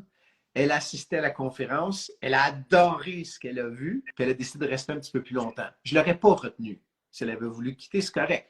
Mais de tranquillement l'impliquer. Pourquoi? Parce que là, la personne se rend compte, finalement, c'est pas une gang de fous, cette histoire-là. Là. C'est pas des lunatiques, là. C'est quand même des gens qui sont bien, je les vois réussir, ils parlent bien, il y a des gens de tous les milieux, il y a des médecins, il y a des avocats, des ingénieurs, des enseignants à l'école, des concierges, tout. Donc, juste leur faire vivre ça un petit peu. Alors moi, c'est ce que je ferais. Puis je pense déjà ça va vous redonner un peu de points. Et c'est une très bonne idée, hein. C'est vrai que d'impliquer les personnes, nos proches, dans ce qu'on fait, ça peut être une bonne chose. Et surtout, ce que j'ai bien aimé, c'est le premier conseil de dire, bah, il faut se fixer des objectifs d'action et pas de résultats. Parce que c'est vrai que sur les résultats, on n'est pas toujours maître en soi des résultats, mais au moins des actions. Mais par rapport à ça, justement, ça va être lié aussi, comment ne pas se décourager quand on fait beaucoup d'actions, on fait des choses, mais que on n'a pas de résultats. Parce qu'au final, on reste humain. On reste toujours lié à des résultats. On se dit, bah, on fait des choses, mais il n'y a pas de résultats. Donc, comment on peut faire pour garder le mindset, l'état d'esprit, de se dire que oui, là, je fais des actions, mais il n'y a pas de résultats, donc comment faire? Oui, bien, tu sais, moi, une des raisons pourquoi j'ai rejoint mon parrain, qui est aujourd'hui Tim Sells, à cette époque-là, il n'était pas impliqué à développer, il était retraité. Mais pourquoi j'ai décidé de le rejoindre et de suivre ce qu'il enseignait, c'est parce que j'avais perdu ma confiance en moi. Après 16 ans d'échec après échec, à chaque fois que j'achetais une formation, bien là, je la suivais, mais pas tout à fait à 100%. Pourquoi? Parce que je me disais, ouais, mais est-ce qu'il y a quelque chose que je ne sais pas, qui manque? Est-ce que je le fais de la bonne façon? Puis c'est là qu'on se rend compte que oui, les formations, on peut en avoir des tonnes, mais à un moment donné, on a besoin de coaching. On a besoin de quelqu'un qui nous prend par la main et dit non, non, ça c'est correct. Continue. Non, ça, OK, ça change ça. Donc, j'avais besoin de quelqu'un qui m'accompagnait. Donc, c'est pour ça que j'ai rejoint lui. Ça ne voulait pas dire que j'avais du succès immédiatement. Je faisais, à l'époque, c'était des appels téléphoniques. Donc, j'appelais des prospects. Alors, j'appelais des prospects, puis j'enregistrais tous mes appels. Et puis là, je lui ai envoyé. Et puis là, il pouvait me commenter là-dessus. Me dire, ben ça, regarde, prochaine fois, quelqu'un te pose cette question-là, voici qu'est-ce que tu dis. Quand tu fais ça, voici. Et souvent, ce qu'il me disait, c'est non, c'est parfait, continue. Oui, je n'ai pas de suggestion à me donner. Non, c'est bon, continue, tu vas l'avoir. Tu es sur la bonne voie. Parfait. À ce moment-là, moi, je continuais. Parce que j'avais une confiance en quelqu'un que je n'avais pas en moi. Et ayant cette confiance-là en cette autre personne, ça me guidait à faire les actions que j'avais besoin de faire. Donc, si on a perdu complètement cette confiance-là, c'est ce que je recommande. Trouve quelqu'un qui est où est-ce que tu veux être et qui peut te donner ce soutien-là puis qui te guide. Parce que sinon, c'est très difficile de remonter la pente. Sinon, il faut le faire étape par étape. Dis-moi, je fais la première, puis j'ai des résultats parfaits, là, après ça, passe à l'autre, mais c'est long. Ça va beaucoup plus vite avec quelqu'un qui nous accompagne. Ah, super, franchement, c'est une très bonne. C'est pour ça que je posais la question, parce que je pense qu'il y a beaucoup de gens aussi qui se posaient ça comme question, de se dire bah, comment faire. Et du coup, aussi, ça rejoint ce que tu disais. Comment toi, tu as fait et quel conseil tu pourrais donner pour choisir une bonne personne, un bon mentor pour t'accompagner? Parce que là, tu disais que tu écoutais beaucoup Team Sales et peut-être que c'est des choses qui t'ont aidé ensuite à le choisir comme mentor et comme parrain aussi. Quel conseil tu pourrais donner à des personnes qui doivent choisir une personne pour les accompagner, une personne de confiance, une personne fiable pour réussir dans notre business? Bien, ça va avec les valeurs. Tu sais, c'est quoi nos valeurs personnelles? Donc, moi, je ne suis pas dans le bling-bling. Et Tim n'était pas dans le bling-bling. Il y avait une personnalité qui était quelqu'un plus analytique. Je suis analytique. Donc, tout ce qui était oui, le développement personnel, parce que souvent on va à des événements comme ça, puis c'est faut croire en soi, puis allez-y, puis go, puis go, puis go. Donc oui, il y a cet aspect-là, mais moi, rendu où est-ce que j'étais dans ma carrière, dans mon évolution, je n'avais pas besoin de ça. Dans le sens que j'avais tous les livres de développement personnel, j'avais toutes ces choses-là. Donc, j'avais besoin de quelqu'un de plus terre à terre. Donc, c'est de choisir quelqu'un qui a un peu les mêmes valeurs que nous, qu'on aspire à atteindre ce que cette personne-là a atteint et qu'on respecte. Que ce n'est pas quelqu'un qui ne fait que, je ne sais pas, dire des choses, mais qu'on voit en arrière-scène, c'est tout à fait comme ça que ça se passe. Donc, c'est là qu'on peut discuter avec différentes personnes, voir comment c'est qu'ils la connaissent, puis ainsi de suite. Donc, c'est ça. C'est vraiment de choisir quelqu'un qui nous ressemble. Super. Ben, en plus, de toute façon, en général, on attire des personnes qui nous ressemblent. Et c'est un petit peu comme ça, c'est-à-dire que là, tu es allé vers lui, il te ressemblait. Et surtout, tu as dit une chose qui était importante, c'est que lui, il était là où tu voulais aller. Oui. Et ça, c'est vraiment quelque chose qui est important, c'est-à-dire que lui, t'a aidé à te déplacer d'un point A à un point B. Et aujourd'hui, toi, c'est ce que tu fais aussi dans ton MLM avec tes filleuls, avec tes équipes, de les aider à aller d'un point A à un point B parce que tu es aussi inspirant. Et moi, c'est ce que j'aime en tout cas dans la transmission de connaissances, dans la transmission de mindset, d'état d'esprit. Et donc ça, c'est juste top ce que tu dis. J'ai également une autre question parce que j'ai des abonnés aussi qui reviennent souvent vers moi. Et eux, en fait, ce qui se passe, c'est qu'ils font beaucoup de formations. Ils font beaucoup de formations, ils apprennent et ils sont très intelligents. C'est cool parce qu'ils captent vraiment tout ce qu'ils apprennent et ils aiment apprendre et ils ont vraiment un grand appétit sur l'apprentissage. Mais maintenant, comment on fait quand on a beaucoup d'informations dans la tête, quand on a beaucoup de formations aussi, et comment on fait pour passer à l'action? Parce que des fois, on a peur de passer à l'action et de faire le premier pas. Est-ce que tu as un conseil par rapport à ça? Ben, tu sais, ça a été mon cas pendant ces 16 années-là que j'avais échec après échec parce que je suivais beaucoup de formations. Puis à chaque fois que j'apprenais quelque chose de nouveau, je me rendais compte à quel point je ne connaissais pas tout ce que je devais connaître. Je me disais, j'ai suivi une formation puis je me disais, bon, c'est bien, mais c'est quoi que je ne sais pas que je devrais savoir? Et ça me bloquait parce que à chaque fois, je me disais, bon, là, c'est beau, là, je fais ça, mais j'ai besoin d'apprendre à faire des bons emails. Parfait, j'écris des bons emails. Là, c'est beau, là, j'ai des bons emails, mais est-ce que ma page de conversion, elle est bonne? Ah, il faut que je fasse une bonne page de conversion. Je donne une page de conversion. OK, c'est beau, mais dans ma page de conversion, j'ai besoin d'une vidéo. Il faut que je devienne bon en vidéo. OK, fait que là, je fais une vidéo. Mais là, maintenant, en vidéo, c'est beau, là, mais il faut que j'aille les bons, les bons appels à l'action, les bons... Écoute, ça finissait plus. Il y avait toujours quelque chose que je pensais qu'il me manquait. Donc c'est d'en être conscient qu'on est rendu là. Et c'est là que ce que je disais justement, qui est le coaching qui rentre en ligne de compte. Parce que le coaching, c'est quelqu'un qui nous prend par la main puis qui nous dit « Fais ça ». Non, laisse-toi pas distraire par ça. Ça, c'est pas important. Là, c'est ça qu'il faut que tu te concentres à faire. Vas-y, fais-le. Et si on a confiance dans cette personne-là, ben ça, c'est important, parce que sinon, on va remettre en question ce que la personne nous dit de faire. Hein? Fait qu'il faut avoir cette confiance-là. Et c'est à ce moment-là que là, ben, on se met à passer à l'action. Par soi-même, il y a différentes choses qui peuvent arriver qui vont faire qu'on va passer à l'action. J'ai déjà parlé des 4 niveaux de motivation, mais tu sais, il y en a un, entre autres, c'est qu'on a besoin d'un défi. On a besoin de quelque chose qui va nous motiver à passer à l'action. Ça peut être aussi qu'on se met dans un environnement plus grand que où est-ce qu'on est. Donc ça, c'est des fois où est-ce qu'on est à un point où on a un peu saturé. On ne progresse plus. Et puis là, on veut avancer, mais on est bloqué, puis on est confortable. Les choses vont bien. Croyez-le ou non, ça risque de vous arriver un jour. Et puis vous arrivez là, bien là, vous avez besoin de vous mettre dans un environnement où est-ce qu'il y a des gens qui réussissent plus que vous, qui sont plus avancés. Et quand vous les voyez faire, puis vous voyez ce qu'ils accomplissent, vous réalisez que je la joue petite. Mon jeu, là, je le joue très petit. Là. Et ça peut nous inspirer à passer à l'action. Ou des fois, c'est qu'on a le dos à côté au mur, puis on n'a pas le choix. Il faut qu'on passe à l'action. Ça revient à notre zone de confort. Donc, il y a tous ces différents facteurs-là. Donc, ça, c'est tous des facteurs que par nous, on peut gérer, qui peuvent se produire dans notre vie, qui va faire qu'on va passer à l'action. Mais le facteur qui peut déclencher, c'est le coaching.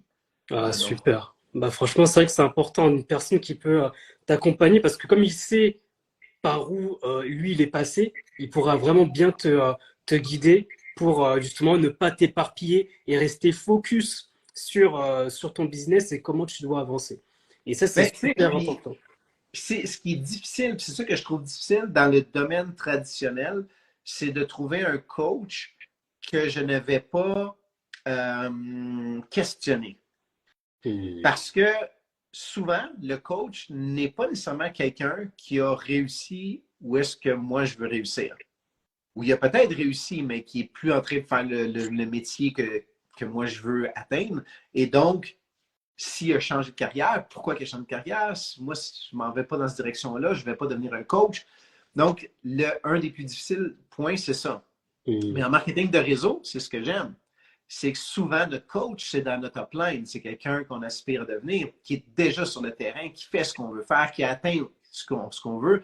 Donc, selon moi, il y a une crédibilité un peu plus grande, il y a un poids plus fort sur moi, puis mes raisons de passer à l'action, parce que je la regarde, la personne, puis je me dis, c'est ce qu'elle fait, c'est ce que je veux faire, puis c'est là où est-ce qu'elle est rendue que je veux me rendre.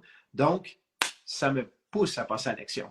Ben ça, c'est super. Et c'est vrai que c'est ce que j'aime aussi, comme tu l'as dit, dans le MLM, dans le marketing de réseau, c'est que euh, la personne, elle est déjà aussi très inspirante. Elle va t'aider parce que aussi, ça, c'est important pour elle que tu réussisses, parce qu'elle est dans ton équipe aussi. Et donc ça, Ouais. c'est quelque chose qui est bien et qu'on ne retrouve pas, comme tu l'as dit, dans les schémas traditionnels d'entrepreneuriat classique. Et ce qui est vraiment propre au MLM et que je trouve justement de très bien. Et quand justement, on a des personnes qui ont les mêmes valeurs que nous, qui ont les mêmes principes. Et comme je suis un peu comme toi et Team Sales, hein, du coup, je suis vraiment pas bling bling. C'est-à-dire, je suis quelqu'un qui aime rester simple par rapport à qui je suis, par rapport à mes valeurs aussi. Et donc, c'est bien, en tout cas, d'avoir des personnes de son entourage qui nous ressemblent et qui nous poussent aussi à réussir. Et la question que j'avais aussi, tu as parlé de toi, des fois, on se voit petit quand on voit vraiment on a réussi, mais on voit d'autres personnes qui réalisent des grandes choses. Moi, la question que j'ai, c'est est-ce que toi, maintenant, aujourd'hui, à l'étape où tu es, tu as accompli pas mal de choses, est-ce que ça t'arrive des fois de regarder en arrière, de repenser au petit Stéphane, de là où il était, et surtout de voir aussi, d'être content d'être là où tu es, par rapport aussi à d'autres personnes qui débutent, qui démarrent et d'être reconnaissant. Est-ce que tu as aussi cette reconnaissance-là? Parce que c'est bien de regarder devant, mais est-ce que des fois tu te retournes un peu et tu te regardes derrière pour voir un peu ce que tu as accompli et comparer aussi par rapport aux autres? Je pense que c'est la plus grande récompense de réussite. C'est la fierté qu'on a envers nous-mêmes. Tu sais, Hmm. on a beau dire, bon, moi, je suis pas égocentrique, mais je pense qu'on l'est tous. Tu sais, même quelqu'un qui dit, je te donne à des œuvres de charité, mais c'est parce que ça la fait se sentir bien, cette personne-là. Donc, Hmm. elle le fait aussi pour elle-même. Donc, il y a un degré d'égocentricité, si on peut dire, qui est là, qui était tout le temps existant. Euh, mais cette fierté-là, effectivement, elle est là. Euh, Puis il y a un moment où est-ce qu'on a le syndrome de l'imposteur. Où est-ce que, Ah. ben voyons, hey, est-ce que moi, on me demande à parler ça en avant? Il y en a d'autres qui ont accompli plus, puis on regarde les autres, puis on a l'impression qu'on fait plus. Puis ce qu'on va se rendre compte avec le temps, en côtoyant d'autres leaders, d'autres gens qui ont atteint des niveaux, on va se rendre compte que finalement, ne sont pas si extraordinaires que ça. Tu sais, c'est là qu'on évalue puis qu'on voit, puis c'est avec le temps, ça prend du temps parce qu'à un moment donné, on les voit eux-mêmes faire des erreurs. Tu sais, j'en avais des gros leaders. On a eu une, entre autres, que j'ai dans la tête, une grande leader qui m'avait dépassé dans mon propre réseau, qui avait atteint des niveaux plus élevés. Et puis moi, je la voyais comme, ouf, là, elle me demande de venir parler à son équipe. Je dis, je suis qui, moi, pour venir dire à son équipe quoi faire quand elle a défoncé mes propres chiffres? Voyons donc. Mais je l'ai fait. J'ai passé par-dessus. Je n'avais pas le choix. Il fallait que j'y aille. Je l'ai fait. Puis par après, ben, cette personne-là a rencontré des difficultés. Puis elle n'a pas été capable de les surmonter, alors que moi, j'ai surmonté ces difficultés-là. Et c'est là que je me suis rendu compte que finalement, tous les grands leaders, la plupart, bon, oui, ils ont peut-être un point, deux points qui sont meilleurs, qui sont vraiment bien comparés à peut-être moi, mais par contre, il y a beaucoup d'autres choses que moi, je suis bien meilleur que eux. Donc, c'est là que le syndrome de l'imposteur, il fait son chemin. Avec le temps, on se rend compte que finalement, j'ai ma place, je sais ce que je fais, je ne suis pas tout le temps en contrôle, puis tout ça, mais les autres non plus. Donc, il y a ce chemin-là. Puis à un moment donné, c'est là qu'on devient fier de ce qu'on a accompli. Puis la fierté, c'est drôle, hein, tu sais, on parle de bling-bling, mais tu sais, moi, malgré que j'aime pas faire le flash, j'aime les belles choses, les bonnes choses. Bien sûr. Un bon restaurant, un bon repas, une bonne auto, très bonne auto. J'ai eu une auto sport, puis je m'en suis débarrassé finalement. Là, c'était pas où est-ce que j'habite en montagne, c'était pas la place. C'était compliqué. Mais j'ai eu ces choses-là, puis tu sais, les hôtels 5 étoiles, puis profiter, j'aime bien ça, mais tu sais, c'est pas ce que je mets dans la. Tu sais, c'est pas mes valeurs que je mets en avant, puis dire, regardez ce que vous pouvez faire, tu sais, c'est pas ça. Puis là, j'ai perdu mon... J'étais en train de parler de quoi déjà? Tu disais, alors je vais aussi essayer de me rappeler parce que je suis directement ce que tu disais, mais c'était aussi le syndrome de l'imposteur. Tu parlais du syndrome de l'imposteur aussi. Oui. Donc voilà, c'est un peu, je sais pas si tu as retrouvé un peu. C'est qu'à un moment donné, on atteint cette fierté-là. Ouais. C'est pas les choses, c'est ça. C'est pas les grandes choses comme l'auto. L'auto, c'est bien, là. On l'achète, on l'a, elle est dans la cour. C'est drôle, hein, on est dans la maison, puis là, tout à coup, on s'en va dans la cuisine, on regarde par la fenêtre de l'auto. Ah, elle est belle, hein, wow! Là, faudrait bien que j'aille faire les courses, tiens. L'auto. Mais au bout d'un mois, ça a passé.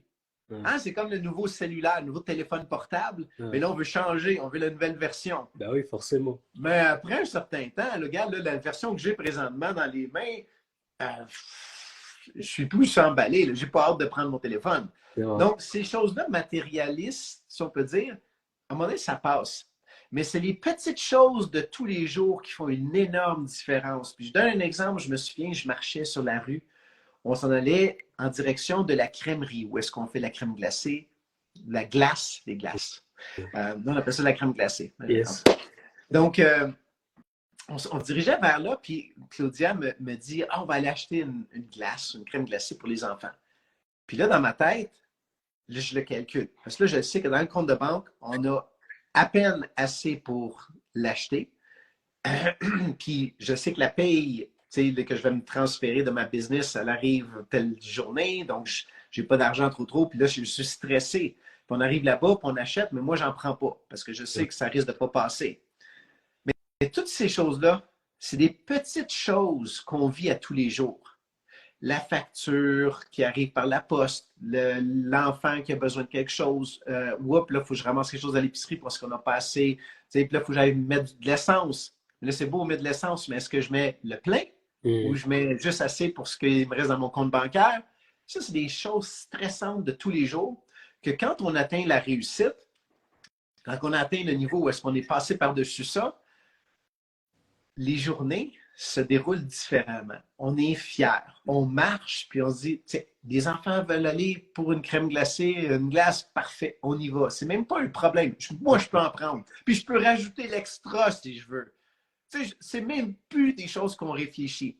Fait que je te dirais que oui, le niveau de fierté, d'accomplissement sur des petites choses de notre vie de tous les jours, mais après ça, c'est la fierté de voir nos équipes avancer, de voir des gens qui ont mis les efforts comme nous, puis qui ont persévéré, puis qui ont passé à travers ces difficultés-là.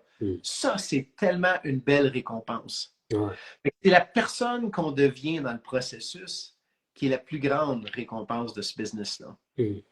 Non, mais tout à fait, hein. Franchement, c'est la réussite des autres qui nous fait plaisir. Et en fait, comme tu as dit, c'est des moments du quotidien qui sont, qu'on pense anodines, mais qui sont tellement essentiels parce que c'est des souvenirs. C'est des moments forts, c'est des moments partagés qu'on apprécie. Mais comme tu dis, hein, les biens matériels, au fur et à mesure du temps, ok, on les a, mais après, ça perd un peu de valeur à nos yeux. C'est vraiment, là, ici, un syndrome de l'objet brillant. C'est vraiment quelque chose qui brille et on est attiré par ça parce qu'on le veut, etc. Mais en tout cas, c'est très bien que tu aies parlé du syndrome de l'imposteur, hein. Franchement, c'était une bonne chose aussi. Et là, il y a aussi un autre sujet sur lequel je voulais également te ramener, c'est-à-dire, je vais te parler de tout ce qui est notamment burn-out, tout ce qui est travail dans l'excès. parce que toi, qu'est-ce que tu penses également de l'importance de prendre des pauses, de souffler et comment éviter justement d'être surchargé de travail, de trop travailler jusqu'à arriver au burn-out? Parce qu'en fait, ce qui se passe aussi dans le MLM, c'est que comme des fois, on peut voir des plans de rémunération, on peut voir pas mal de personnes réussir, comme tu dis aussi, des conférences, des événements où des personnes qui vont te parler de mindset, de dev perso, ça va te booster à tel point que des fois, eh ben, ton état d'esprit il change et tu arrives justement à ne plus trop dormir, à trop travailler, à ne plus trop manger, à délaisser aussi ta famille, à délaisser tes proches, parce que tu es à fond dans ce que tu fais, tu es obnubilé par ton objectif, et ça peut un moment casser et justement te mener au burn-out. Est-ce que toi, c'est quelque chose qui t'est déjà arrivé? Et si ce n'est pas le cas, est-ce que tu as des conseils justement à donner par rapport à ça? Euh, je pense pas que ça m'est arrivé, le burn-out. Puis je dis je pense pas parce que, bon, j'ai pas été diagnostiqué, mais est-ce que j'ai eu des périodes dans ma vie que j'étais découragé? Oui, euh, mais pas le burn-out. Selon moi, j'ai pas vécu ça. Mm. Mais pour moi, que ce soit le découragement ou l'extrême, qu'on arrive au burn-out, c'est souvent connecté à un manque d'espoir. Parce que si on a l'espoir, le burn-out n'existe pas. Puis souvent, le burn-out, c'est qu'on est dans une situation où on ne se voit pas sortir de là. On est pris. On se coule. Ça ne va pas bien. Donc, si on a cet espoir-là, puis malgré que des fois, puis c'est là que je te dis que peut-être que je l'ai été dans cette situation-là, mais je ne peux pas dire, c'est on travaille, puis ça n'aboutit pas. Puis ça, je l'ai vécu dans ces années-là où est-ce que j'ai mis beaucoup d'efforts. Et puis là, il y a la famille, ma conjointe, les activités qu'on faisait avant puis qu'on ne faisait plus.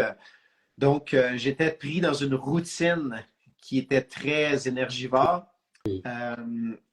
Et c'est là que j'ai eu un moment où est-ce que j'ai justement consulté Tim. Puis j'ai dit, garde, je suis obsédé continuellement, c'est business, mais ça prend du temps avant que ça lève de terre, avant qu'il se passe des choses. Puis je néglige mon temps avec Claudia.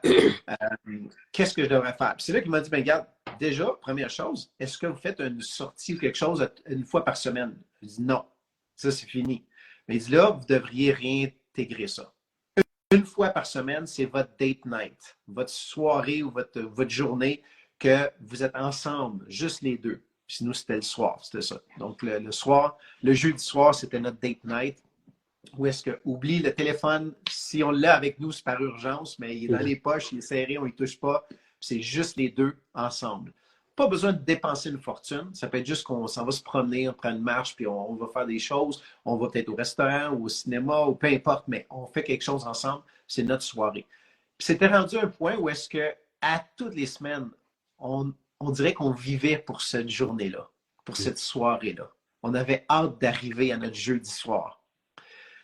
Donc, ça, c'est des choses importantes qu'on doit se mettre des barèmes et dire, regarde, même le temps avec les enfants, moi, quand je revenais de travailler, j'étais épuisé. Les enfants voulaient jouer, j'étais fatigué, mais je me disais jusqu'à 8 heures le soir, 20 heures, c'était l'heure qu'ils se couchaient, elles se couchaient. Donc, moi, j'étais avec les enfants. Je ne travaillais pas, je ne faisais pas d'autre chose. Dès que je revenais de mon travail, c'était les enfants. Puis là, c'était du temps de qualité. C'était pas du temps où est-ce que, bon, j'étais avec eux, mais tu sais, je fais plein d'autres choses. Non. Je suis arrêté, mobilisé pour elles. Même que je te dirais que j'essaie de vivre des expériences. C'est-à-dire que, bon, on prend nos vélos et on s'en va faire une randonnée. Ou bien, un soir, je me souviens, je vais donner un exemple, il est tard, il est peut-être 11 heures le soir, il fait noir dehors, bien entendu. Je m'en vais voir les filles, puis je les réveille. Je dis, hey, est-ce que vous venez, on va aller se baigner au lac? Quoi? Oui. Puis là, on part, on s'en va au lac, il fait noir, il n'y a pas de bruit. Écoute, on est un petit village, c'est quand on est en pleine montagne. Puis là, on s'en va au lac. Puis là, tu as la lune qui reflète sur le lac. Wow. Puis là, on va se baigner dans le lac. Les enfants sont là, puis c'est comme, oh, c'est extraordinaire. Mais ils s'en souviennent, c'est toute petite, puis ils s'en souviennent encore aujourd'hui.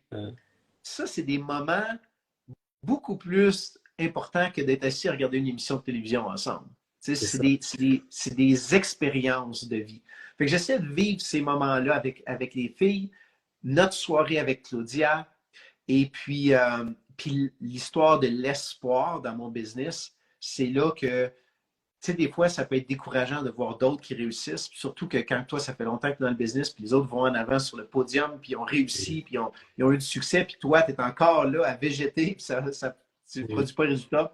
Mais tu sais, il y a un processus d'évolution. C'est là que le coaching rentre en ligne de compte, puis ça nous donne un espoir parce que quand on l'a perdu, on a besoin de le retrouver, puis quand quelqu'un nous guide, puis qu'on passe à l'action, parce que ça, c'est l'autre chose. C'est beau d'avoir le coach, mais si on ne fait pas ce qu'il nous dit de faire, bien là, encore une fois, fait que ça nous prend des petites actions, des choses c'est là l'importance des objectifs. On arrive là, à chaque fois on arrive en début d'année, là, on se fixe nos objectifs de l'année. Puis ça, c'est un gros problème parce que souvent, on va se fixer un objectif qui est beaucoup trop grand. On devrait se fixer un objectif qu'on va atteindre dans le premier mois, puis qu'on est capable, puis qu'on va y tenir. Puis encore une fois, un objectif d'action, pas un objectif de résultat. Tout à fait. Donc, si on fait ça, qu'est-ce que ça fait? Ça renforce notre confiance en nous qu'on a perdu. Puis ça nous donne plus d'espoir parce que là, on se dit, OK, je me suis fixé un objectif, je l'ai fait, je l'ai tenu. OK, là, j'en fixe un autre. On le fait, on le tient. Parfait, j'en fixe un autre. Puis là, à un moment donné, je deviens la machine à produire des choses. Et là, notre confiance en nous reprend et l'espoir revient parce qu'on se dit, ça y est, là, les choses vont arriver. Donc, Non, franchement, c'est magnifique ce que tu as dit, c'est très beau. Et justement, c'est vraiment ce genre de choses que je pense important d'écouter parce que c'est vraiment de pas négliger sa vie avec ses proches, avec sa famille, parce que ça fait partie aussi de notre vie. Et pourquoi je te parle de ça? Parce que moi, j'en vois aussi dans le MLM, hein, des personnes qui vont beaucoup travailler, qui vont être obnubilées par ça, par le MLM, par le fait de recruter, et qui même justement lors de moments en famille ou lors de, par exemple, de mariage ou d'événements, eh bien, ils voient un peu toute leur famille, tous leurs amis comme, entre guillemets, des proies qu'ils voudront parrainer, recruter parce qu'ils souhaitent développer leur MLM, parler de leurs produits. Et c'est-à-dire qu'ensuite, ils deviennent un peu persona non grata, c'est-à-dire des personnes qu'on ne veut plus inviter nulle part parce qu'on sait qu'à chaque fois, lorsqu'on les voit dans des événements, lorsqu'on est dans la famille, ils vont parler que de ça, que de ça, que de ça. Et ça, c'est vraiment triste, c'est dommage de vivre ça, plutôt que de vivre vraiment le moment, le mariage, l'anniversaire, ou bien peu importe l'événement, de le vivre pleinement avec sa famille. Et c'est pour ça que moi, je te parle de ça, parce que je sais qu'il y en a aussi qui le vivent. Il faut faire attention à ça, parce que ça peut justement nous écarter de notre famille. Les gens vont plus nous inviter, on devient vraiment persona non grata. Dès qu'on est sur un trottoir, on change de trottoir parce qu'on sait que l'autre, il va nous parler de ça. Et ça, c'est un peu dommage, c'est un peu triste parce que c'est important pour moi de mettre l'humain, de mettre l'éthique au sens de notre business, quel que soit le business, qu'on fasse du MLM ou pas, mais de mettre l'humain, l'éthique. Parce que ce qu'il faut se dire, c'est qu'en face de nous, on a des êtres humains. On a des êtres humains qui ont une histoire, qui ont un vécu, qui ont un cœur, qui ont des émotions, qui ont vécu des choses. Et donc, c'est important de les considérer par rapport à ce qu'ils vivent, par rapport à leur vécu, leur expérience. Et donc, c'est un peu ça en soi que je voulais également transmettre comme message aussi dans ce live-là, parce que je trouve que c'est également important. Donc, en tout cas, c'est bien, on a parlé pas mal de choses, d'échecs, etc. Maintenant, ce que je voulais savoir juste, hein, là, on arrive un peu sur la fin aussi, c'est de savoir comment on fait également pour gérer le regard des autres.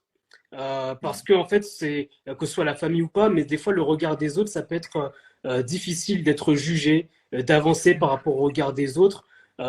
Comment on fait pour justement ne pas être dépendant soit du regard des autres. Tu sais, moi, là je parle de moi personnellement, c'est peut-être différent pour chacun, mais moi, ça a tout le temps été que je voulais, si on peut dire, si je savais que quelqu'un était négatif ou qu'il avait une perception peut-être négative de ce que je fais,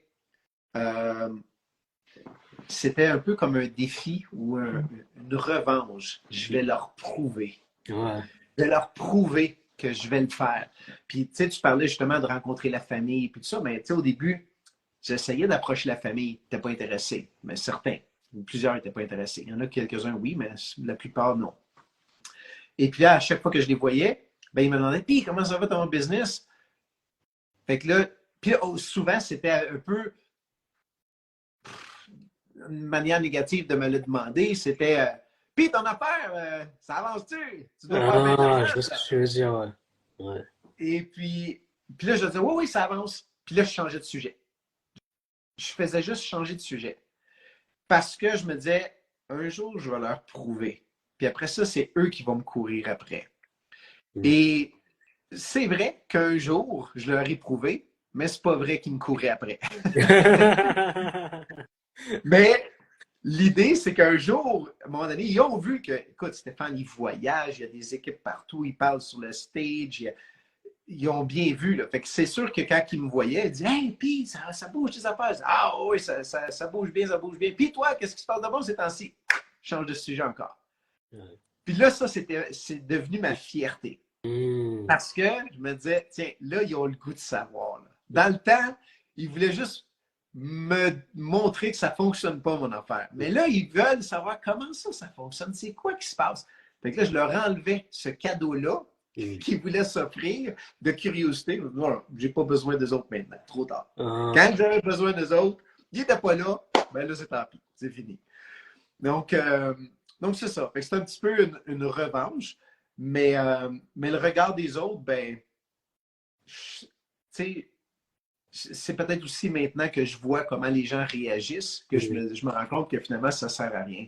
Les gens sont beaucoup plus préoccupés par eux-mêmes qu'ils ne sont envers nous.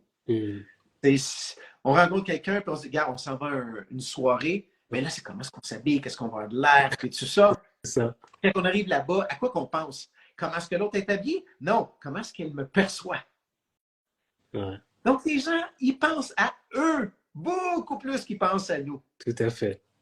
Alors, est-ce qu'on a vraiment besoin de se soucier? Non, qu'on s'occupe de nos choses, qu'on avance. De toute façon, même si les choses ne vont pas bien pour nous, sur le coup, ils vont dire, ah, je le savais que ça ne marcherait pas, puis tout ça. Mais dès qu'ils reviennent à la maison, là, eux, ils sont dans leur routine, puis ils nous ont oubliés. C'est vrai. C'est fini. C'est vrai. Non, mais c'est cool. Franchement, merci pour ce petit conseil-là. Il y a Alima qui vient d'arriver, elle nous fait un petit coucou. Elle est très contente de te voir. C'est vrai qu'elle aime beaucoup. Tu sais, on est tous aussi de la même équipe aussi. Et elle te fait un petit coucou, Alima. Salut Alima également. Elle aime beaucoup ce que tu fais. C'est vraiment top. Je suis très content et merci pour ce conseil-là. Parce que c'est vrai que c'est vrai que des fois on est un peu dépendant du regard des autres, du jugement, qu'est-ce que l'autre va penser. Et ça c'est vrai, hein, c'est vrai qu'il y a des personnes qui disent un peu alors toi qu'est-ce que tu deviens maintenant, qu'est-ce que tu fais maintenant, justement pour se comparer un petit peu à leur vie par rapport à eux. Et donc vraiment c'est pour ça restez focus sur ce que vous faites, vous savez où vous souhaitez aller, mettre justement les objectifs sur vos actions comme tu l'as dit. Et ça c'est très bien. Là, on arrive juste sur la. Juste un point là-dessus, Mounir, dans le fond, c'est souvent ce qui va arriver, c'est que dans tes débuts, tu commences, tu travailles, tu mets des efforts, tu n'as pas trop de succès. Fait que les gens autour de toi vont dire, vas-y, tu es capable, continue Stéphane, tu vas réussir. T'encourages. Puis là, à un moment donné, là, tu réussis. Les gens vont t'encourager jusqu'au jour où que tu les dépasses. Tout à fait. Parce que le jour que tu les dépasses, qu'est-ce qui arrive? Ah, regarde la grande grosse tête là, qui se pointe un matin avec son gros char, avec son auto. Hein, là, tout à coup, ils te prennent comme bon, il ne nous parle plus, là, on n'est plus dans sa gang. Là, hein, lui, là, là il passe des petits messages de jalousie. Non, mais c'est tout à fait ça. Dès lors que tu dépasses en soi la personne, en fait, elle va t'encourager jusqu'au moment où tu la dépasses et après, justement, elle va être un petit peu jalouse, mais après, voilà, moi, je me dis que c'est des fois l'être humain. Certains êtres humains sont comme ça. Faut vivre avec. Maintenant, voilà, on peut pas plaire à tout le monde. C'est comme ça. Mais tant qu'on. C'est la beauté de notre business. Parce que si moi, je réussis, puis toi, tu réussis, puis ça exactement. C'est quoi? On s'encourage, puis on est fiers de voir les autres réussir. C'est ça qui est bien, justement, dans le MLM. C'est-à-dire que là, justement, si toi, tu réussis, si je vois que mes équipes réussissent, avancent, ben, je suis fier, je suis content parce que je sais que si elle réussit, moi aussi, je réussis. Et ça, c'est ce qu'il y a de bien, justement, dans le MLM. C'est pour ça que moi, j'aime encourager aussi mes équipes à passer le pas, à faire des actions, à faire des choses parce que je sais qu'elles peuvent le faire. Je sais qu'elles ont du potentiel. Et en tout cas, je fais tout pour qu'elles puissent réussir. Et ça, c'est vraiment top, justement, d'avoir cet état d'esprit-là qu'on retrouve, justement, je pense, uniquement dans le MLM. hein, je pense, hein, qu'on retrouve peut-être pas dans l'entrepreneuriat classique, même si on peut avoir des mentors, des personnes qui nous encouragent, qui sont contentes, mais c'est une autre sensation. Dans le MLM, je pense que c'est une autre sensation qu'on peut retrouver. Et la question aussi que j'avais, c'est voilà, ça vient aussi sur les dernières questions, c'est comment on fait pour gérer le succès. Voilà, on a du succès, on réussit, que ce soit au niveau professionnel, parce qu'on peut des fois avoir beaucoup de revenus, et ça c'est cool, on gagne, etc. Comment justement ne pas être trop dépensier, être dans le futile. Toi, tu parles aussi de valeur, du fait de d'être fier de toi, te regarder dans une glace, etc. Mais aussi par rapport à notre famille, à nos proches. Comment ne pas changer, de ne pas être une autre personne. Parce que là, c'est beau, tu disais, ça faisait, j'ai oublié le nom, mais ça fait très longtemps que tu es marié aussi avec Claudia. Et de se dire, est-ce que tu es toujours la même personne que tu étais lorsque tu l'as rencontrée, et pareil pour elle aussi, vice-versa, que tu es maintenant? Alors bien sûr, on évolue, on change, parce qu'il y a l'âge, bien sûr, on évolue, mais comment faire pour gérer le succès? C'est vraiment ma question. Ouais, ben, tu sais, il y a une phrase que j'ai déjà entendue, tu sais, qui dit qu'on devient plus ce qu'on est déjà. Donc, nos valeurs, ben, c'est juste, ça s'amplifie ces choses-là. Donc, c'est pour ça que je dis, comme souvent, les gens, tu sais, nous voient aller, puis ça ne nous prend pas à la tête. Mais il y a aussi le fait que quand on a réussi notre parcours, si ça ne s'est pas fait du jour au lendemain, ben, on reconnaît que c'était pas facile. Puis ça veut dire qu'il y en a d'autres que même s'ils ne sont pas au niveau où est-ce qu'on est, ils ont la capacité de le faire, puis ils peuvent faire plus que nous. Donc, ça nous remet un peu sur terre. Dans le sens que, regarde, c'est beau que j'ai réussi, là, mais Mounir peut réussir autant, sinon plus que moi. Puis le voisin, la même chose, là. Donc, pourquoi je me prendrais la tête quand je sais très bien que tout le monde peut le faire? Ils ne le feront pas tous. Ils ne le feront pas tous, mais ils peuvent le faire. Donc, est-ce que je peux me péter les bretelles, comme on dit ici, puis dire que regardez-moi comment je suis fantastique, comment je suis bien, comment j'ai... Écoute bien, là. Je le sais, le parcours que j'ai dû vivre pour me rendre là. Donc, je pense que c'est de se rappeler ce parcours-là quand on l'a atteint, et puis de se dire comment je fais pour inspirer les gens, parce que je pense qu'un des plus grands bénéfices, entre autres, dans notre business, quand on a la réussite, c'est d'aider d'autres personnes. Tu sais, je pense qu'à un moment donné, on atteint un point où est-ce que c'est beau, là, on a la maison qu'on veut, on a l'auto qu'on veut, on a les voyages qu'on veut, on a le temps qu'on veut avec notre famille, mais là, on a l'impression qu'on veut donner, on veut redonner aux autres. Et c'est là que si on est sur un piédestal puis qu'on est au-dessus de tout le monde, on n'aide pas les gens parce que les gens ne s'identifient pas à nous. Et donc, on nous suit peut-être un peu moins, surtout s'ils ne se sentent pas capables de faire ce qu'on a fait. Donc, c'est important de rester à un niveau. C'est ça. Franchement, c'est beau ce que tu dis parce qu'en fait, je le ressens parce que moi aussi, je suis également formateur. Donc, je donne des cours en marketing digital de niveau bac à bac plus 5. Et c'est vrai que j'ai ce besoin même aussi de transmettre mes connaissances en marketing. Et c'est vrai que moi, quand je fais mes cours, en tout cas, je suis très impliqué. J'aime donner des exemples, faire participer mes élèves, etc. Et moi, ce qui me fait vraiment plaisir, et c'est là, en fait, ça vaut tous les cadeaux en soi, c'est quand à la fin du cours, tu as des élèves qui viennent te voir pour dire franchement, le cours, j'ai adoré, c'était tellement bien, j'ai jamais vu un cours comme ça, etc. Donc ça fait plaisir parce qu'en fait, on sait qu'on donne tout justement pour que les personnes puissent réussir. Et comme tu as dit aussi, hein, l'entrepreneuriat de façon générale, hein, c'est vrai que, comme on dit, tout le monde peut faire du MLM, mais le MLM n'est pas fait pour tout le monde. Et c'est pareil aussi pour l'entrepreneuriat, c'est pareil pour tous. Et c'est pour ça que c'est important de respecter en soi les vies de chacun et de ne pas vouloir faire en sorte que tout le monde fasse ce qu'on fait. Parce que c'est pas fait pour tout le monde. Et aussi de montrer que on peut faire la même chose, mais en ayant des parcours différents. Comme toi et moi aussi par rapport à nos études ou autres. Mais au final, on se rejoint, on va dire, dans la même chose, dans le même état d'esprit, dans le MLM, etc. Et c'est ça qui est très intéressant de voir. C'est-à-dire que chacun peut avoir son parcours. C'est pas fait pour tout le monde, mais en tout cas, c'est ce que j'ai envie de dire ça. Et aussi de dire que l'autre chose qui est importante, Et ce que tu disais par rapport à tous les moments de vie que tu as vécu avec ta famille, avec tes filles, avec ta femme, c'est que pour moi, la vie, c'est un cadeau.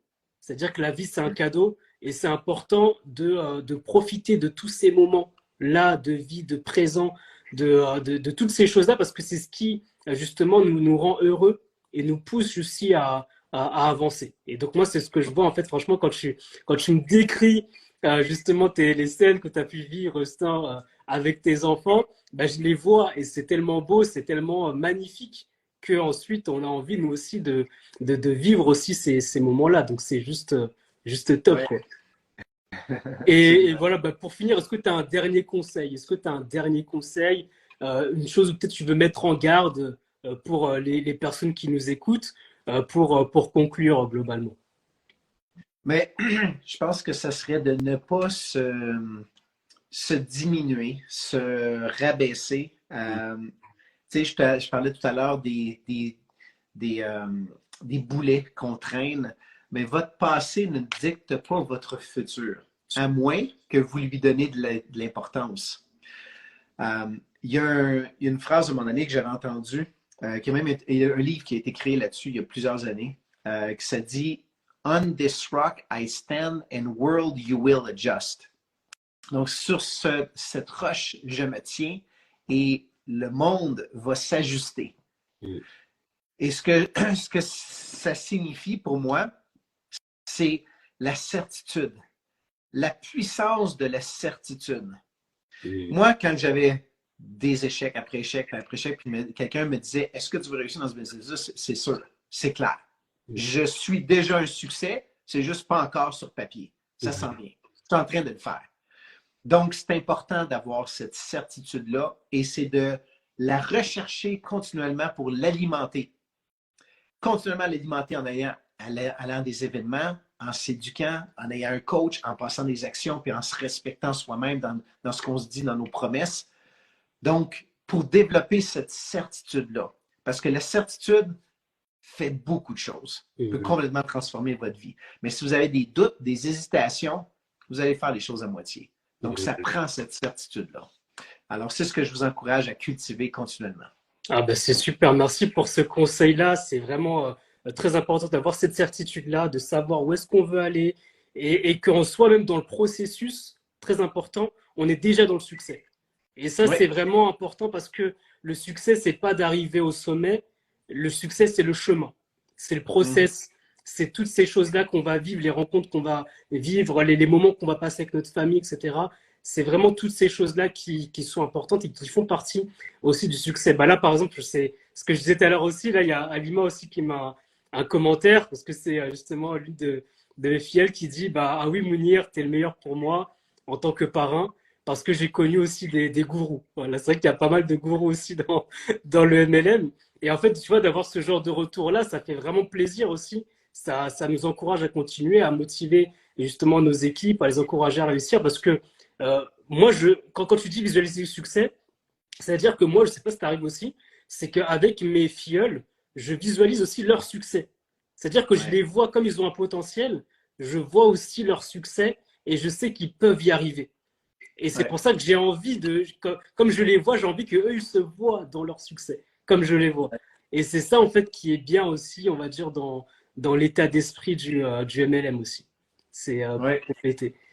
Et pareil, moi, je vais juste donner mes petits conseils aussi, mes derniers petits conseils. C'est vraiment bah, la première chose, on va dire, dans l'entrepreneuriat, de façon générale, même dans le MLM, c'est de faire attention aussi, on va dire, entre guillemets, aux voleurs de temps. Ça veut dire que des fois, ça peut arriver aussi qu'on peut être sollicité à droite, à gauche, faire des choses, faire ci, faire cela, et d'être trop convoité. C'est important aussi des fois de dire non, de dire stop, de dire là, je me concentre sur ce que je fais parce que mon temps, il est précieux et justement, le temps, il part, mais après, on ne peut pas le récupérer. Donc ça, c'est important de faire attention à ce point-là. Et le deuxième point, c'est un peu ce qu'on disait tout à l'heure pour le fait d'être épanoui, de réussir dans ce qu'on fait. C'est vraiment un bon outil. Je ne sais pas si tu le connais aussi, peut-être que tu le connais. C'est l'Ikigai. L'ikigai, Ouais. voilà, Je- n'hésitez pas à je regarder un connais. petit peu aussi sur Google, sur YouTube. Il y a sûrement des vidéos qui parlent un peu de l'ikigai, mais c'est vraiment de pouvoir retrouver justement le point qui va vous rendre épanoui dans votre activité un point que vous aimez, quelque chose que vous aimez, sur lequel on peut vous payer, sur lequel le monde a besoin. Et ça, c'est vraiment des points, justement, et lorsque vous retrouvez votre Ikigai, eh bien, vous pouvez être vraiment épanoui dans votre business et dans votre MLM. Donc voilà, globalement, ce que je voulais un peu apporter en plus. Je ne sais pas si tu avais d'autres choses à dire, Stéphane, ou, par rapport à ça. Ben, je pense que tu as fait pas mal Ouais, des très bons points, puis je suis totalement d'accord avec toi. Je pense que, tu sais, ce qui est bien, c'est que tu as des connaissances sur le terrain, tu as des connaissances en marketing, en consultation, euh, coaching, puis tout ça. Donc, tu sais, si quelqu'un a besoin de guide, écoute, t'es la ressource.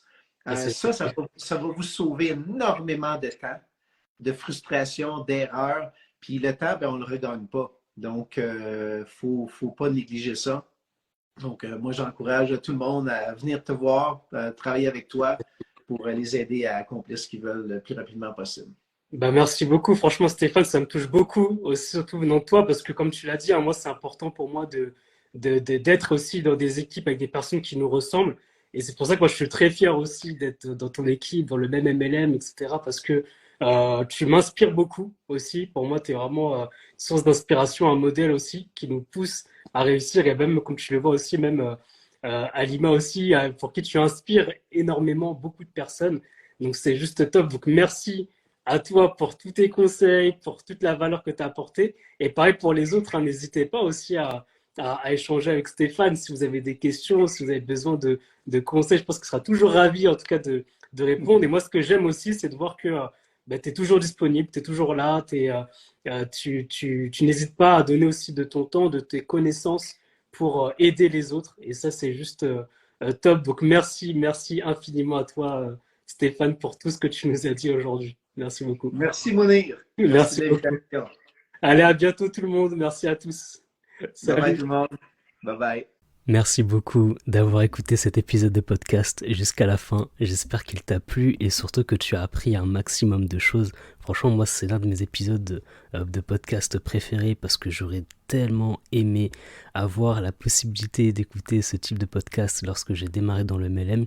Mais ça peut également très bien s'approprier pour des personnes qui démarrent dans l'entrepreneuriat, qui ont un business, parce que pour moi, le MLM, c'est de l'entrepreneuriat. Et franchement, il y a plein de points des fois qui sont un petit peu bloquants, qui sont un petit peu difficiles, justement lorsqu'on démarre dans une activité comme le MLM. Alors, tu as été patient jusqu'à la fin, donc ça c'est cool. Je vais juste te rajouter justement ce que je voulais te dire en conclusion de cet épisode de podcast et qu'on n'a pas forcément évoqué avec Stéphane lors de cet épisode de podcast. Donc c'est un petit bonus que je voulais également te rajouter ici en conclusion de cet épisode de podcast. Donc comme tu l'as très bien vu, Stéphane, il nous a dit également que c'était très important de ne pas se focaliser sur les résultats, mais plus sur nos actions. Parce qu'en fait, nos actions, on est vraiment maître de nos actions, mais on n'est pas forcément maître de nos résultats. Et moi, je suis totalement d'accord avec lui, je suis vraiment très aligné par rapport à ça. Et pourquoi je te dis ça? Parce que souvent, lorsque ça intervient souvent, lorsqu'on fait beaucoup de formations, lorsqu'on démarre, lorsqu'on fait une activité, c'est qu'au tout début, on va vraiment se dire comment je peux faire pour faire mon premier post. Comment je fais pour faire mon premier post, qu'est-ce que je dois faire, qu'est-ce que je dois mettre sur Instagram, sur TikTok, sur Facebook, etc. Comment je m'annonce, comment je démarre. Et des fois, en fait, ce premier post-là, il peut tellement bloquer des personnes, tellement paralyser. On peut vraiment être paralysé parce qu'on se dit, c'est ce qu'on disait également avec Stéphane, tout ce qui est syndrome de l'imposteur. Et des fois, c'est très difficile. Ou bien parfois, des personnes se disent, ok, moi, je vais démarrer, super, je vais communiquer sur Instagram, je vais directement communiquer via un blog, via un podcast, etc., une chaîne YouTube. Il y a beaucoup d'enthousiasme, mais des fois, on peut se perdre. Et c'est important, en tout cas, pour toi, et moi c'est vraiment quelque chose que je trouve de très important et que je dis aux personnes que j'accompagne dans mes consultations, c'est que c'est important de pouvoir juste démarrer. Démarre, mets un post. C'est pas grave s'il n'est pas parfait. C'est pas grave si tu trouves que il a des défauts, etc. Mais juste démarre. Et surtout, voilà, démarre, mais sans pour autant après, quelques semaines après, supprimer pour ensuite remettre, pour ensuite supprimer. Démarre, c'est pas grave. Et surtout, tu vas améliorer au fil du temps. Donc c'est pas très grave si au début c'est pas parfait. Et pour tout le monde au début c'est pas parfait. Moi aussi j'ai fait pas mal de modifications sur mes contenus, sur mes posts. Mais par contre, tu pourras le voir sur Instagram. Moi, mon premier post que j'ai publié, je l'ai publié et je suis pas revenu dessus. Je suis allé, j'ai foncé, j'ai dit ok, je vais commencer brique par brique, étape après étape. Eh bien, je mets mon post et je continue. Je continue. Et c'est pas grave si c'est pas parfait. Et surtout, moi, je le dis aux personnes que j'accompagne dans mes consultations marketing, c'est que je leur dis, ils me disent parfois, oui, mais là, j'ai déjà commencé à publier. J'ai déjà commencé à faire un blog. Est-ce que je dois tout supprimer? Est-ce que je dois attendre la fin de ton accompagnement pour ensuite démarrer? Et moi, je leur dis non, surtout pas. Continuez votre communication, continuez ce que vous êtes en train de faire, et ensuite, vous pourrez, pourquoi pas, modifier au fur et à mesure que je vous donne des conseils. C'est ça que je dis justement aux personnes que je peux accompagner. Et donc, c'est ce que je veux également pour toi. Je veux que vraiment, même ce podcast-là, MLM Nouvelle Génération, t'apprends pas mal de choses, tu découvres des choses et ça peut te donner pas mal d'idées, ça c'est cool, je suis vraiment content si vraiment ça peut t'aider sur ton business. Mais moi ce que je veux surtout c'est que tu puisses vraiment modifier les choses au fur et à mesure du temps et que tout ne soit pas parfait dès le début, et c'est pas grave. Et tous ont fait des erreurs et rien n'est parfait dès le début et c'est pas grave. Donc vraiment ne pas se focaliser sur le résultat. Alors bien sûr c'est important d'avoir des indicateurs de performance qu'on appelle des KPI. C'est important d'avoir ça pour se dire ok où est-ce qu'on va, est-ce que notre stratégie avance bien, et ça c'est important en marketing. Te dire le contraire serait faux. Mais cependant il faut vraiment des fois se détacher et de dire c'est pas grave si au début j'ai pas beaucoup de likes, c'est pas grave si au début j'ai pas beaucoup de commentaires, de partages. Je sais ce que je fais, je sais quelle est ma stratégie, je sais où est-ce que je veux aller, et donc si je fais des erreurs, eh bien ce n'est pas plus mal, j'apprendrai de mes erreurs et je ferai toujours mieux la prochaine fois. Et c'est en faisant ça que tu verras qu'au fur et à mesure tu pourras proposer du contenu de meilleure qualité à forte valeur ajoutée. Et donc c'est pour ça qu'il ne faut vraiment pas se mettre de pression. Et comme j'aime le dire, en fait, c'est vraiment une phrase que je dis aux personnes qui ont des fois un petit peu cette difficulté à se lancer. C'est que si tu te concentres trop justement sur le premier post, sur le premier article de blog ou la première vidéo que tu vas faire, la première story que tu vas faire, en fait c'est tout simplement, je donne une image, tout simple pour que tu puisses vraiment bien comprendre, c'est vraiment comme si tu accordais beaucoup d'importance à la majuscule dans ta phrase. Tu vois, lorsque tu écris une phrase, ça commence par une majuscule, ça finit par un point. Eh bien, en fait, si tu accordes beaucoup d'importance au premier post, c'est comme si tu accordais beaucoup d'importance à la majuscule de ta phrase. C'est-à-dire que tu prends bien le temps de faire la belle lettre, un beau D ou un beau F, un beau S, etc. Et en fait, si tu te focalises sur ça, tu verras qu'en fait les gens, c'est pas le plus important pour eux que ta première lettre, ta première majuscule soit la plus belle, mais ce qui est important pour eux, c'est que la phrase que tu vas écrire par la suite ait du sens pour eux et qu'elle ait de l'impact pour eux. Et ben c'est la même chose, c'est vraiment l'image que j'ai envie de te donner, que tu retiennes ça, que de dire que la première lettre de ta phrase, c'est pas la plus importante. Alors c'est bien si elle est belle, si c'est une belle majuscule, en effet, mais ce qui est important, c'est la phrase qui en découle. C'est ce qui va arriver par la suite. Et donc j'ai envie vraiment que tu retiennes ça de cet épisode de podcast. Comme je t'ai dit, j'espère que cet épisode de podcast t'a plu. En tout cas, n'hésite pas à nous contacter, que ce soit Stéphane ou moi, tu peux directement nous contacter. Je te laisse toutes nos informations dans la description de cet épisode de podcast. Tu veux en savoir plus, tu veux apprendre des choses, et bien tout est dans la description de l'épisode de podcast. Surtout si tu as apprécié l'épisode de podcast, n'hésite pas à le partager à tes amis, à des proches, à des personnes qui entreprennent, des personnes qui sont dans ton équipe MLM, à tes filleuls, parce que ça peut sûrement les booster, les encourager à aller de l'avant et à se développer grâce au MLM en ayant un bon mindset.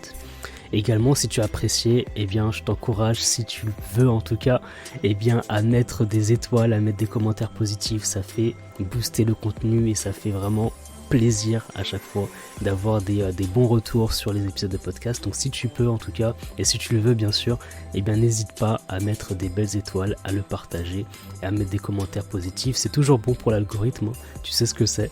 Et donc je te remercie infiniment pour ça.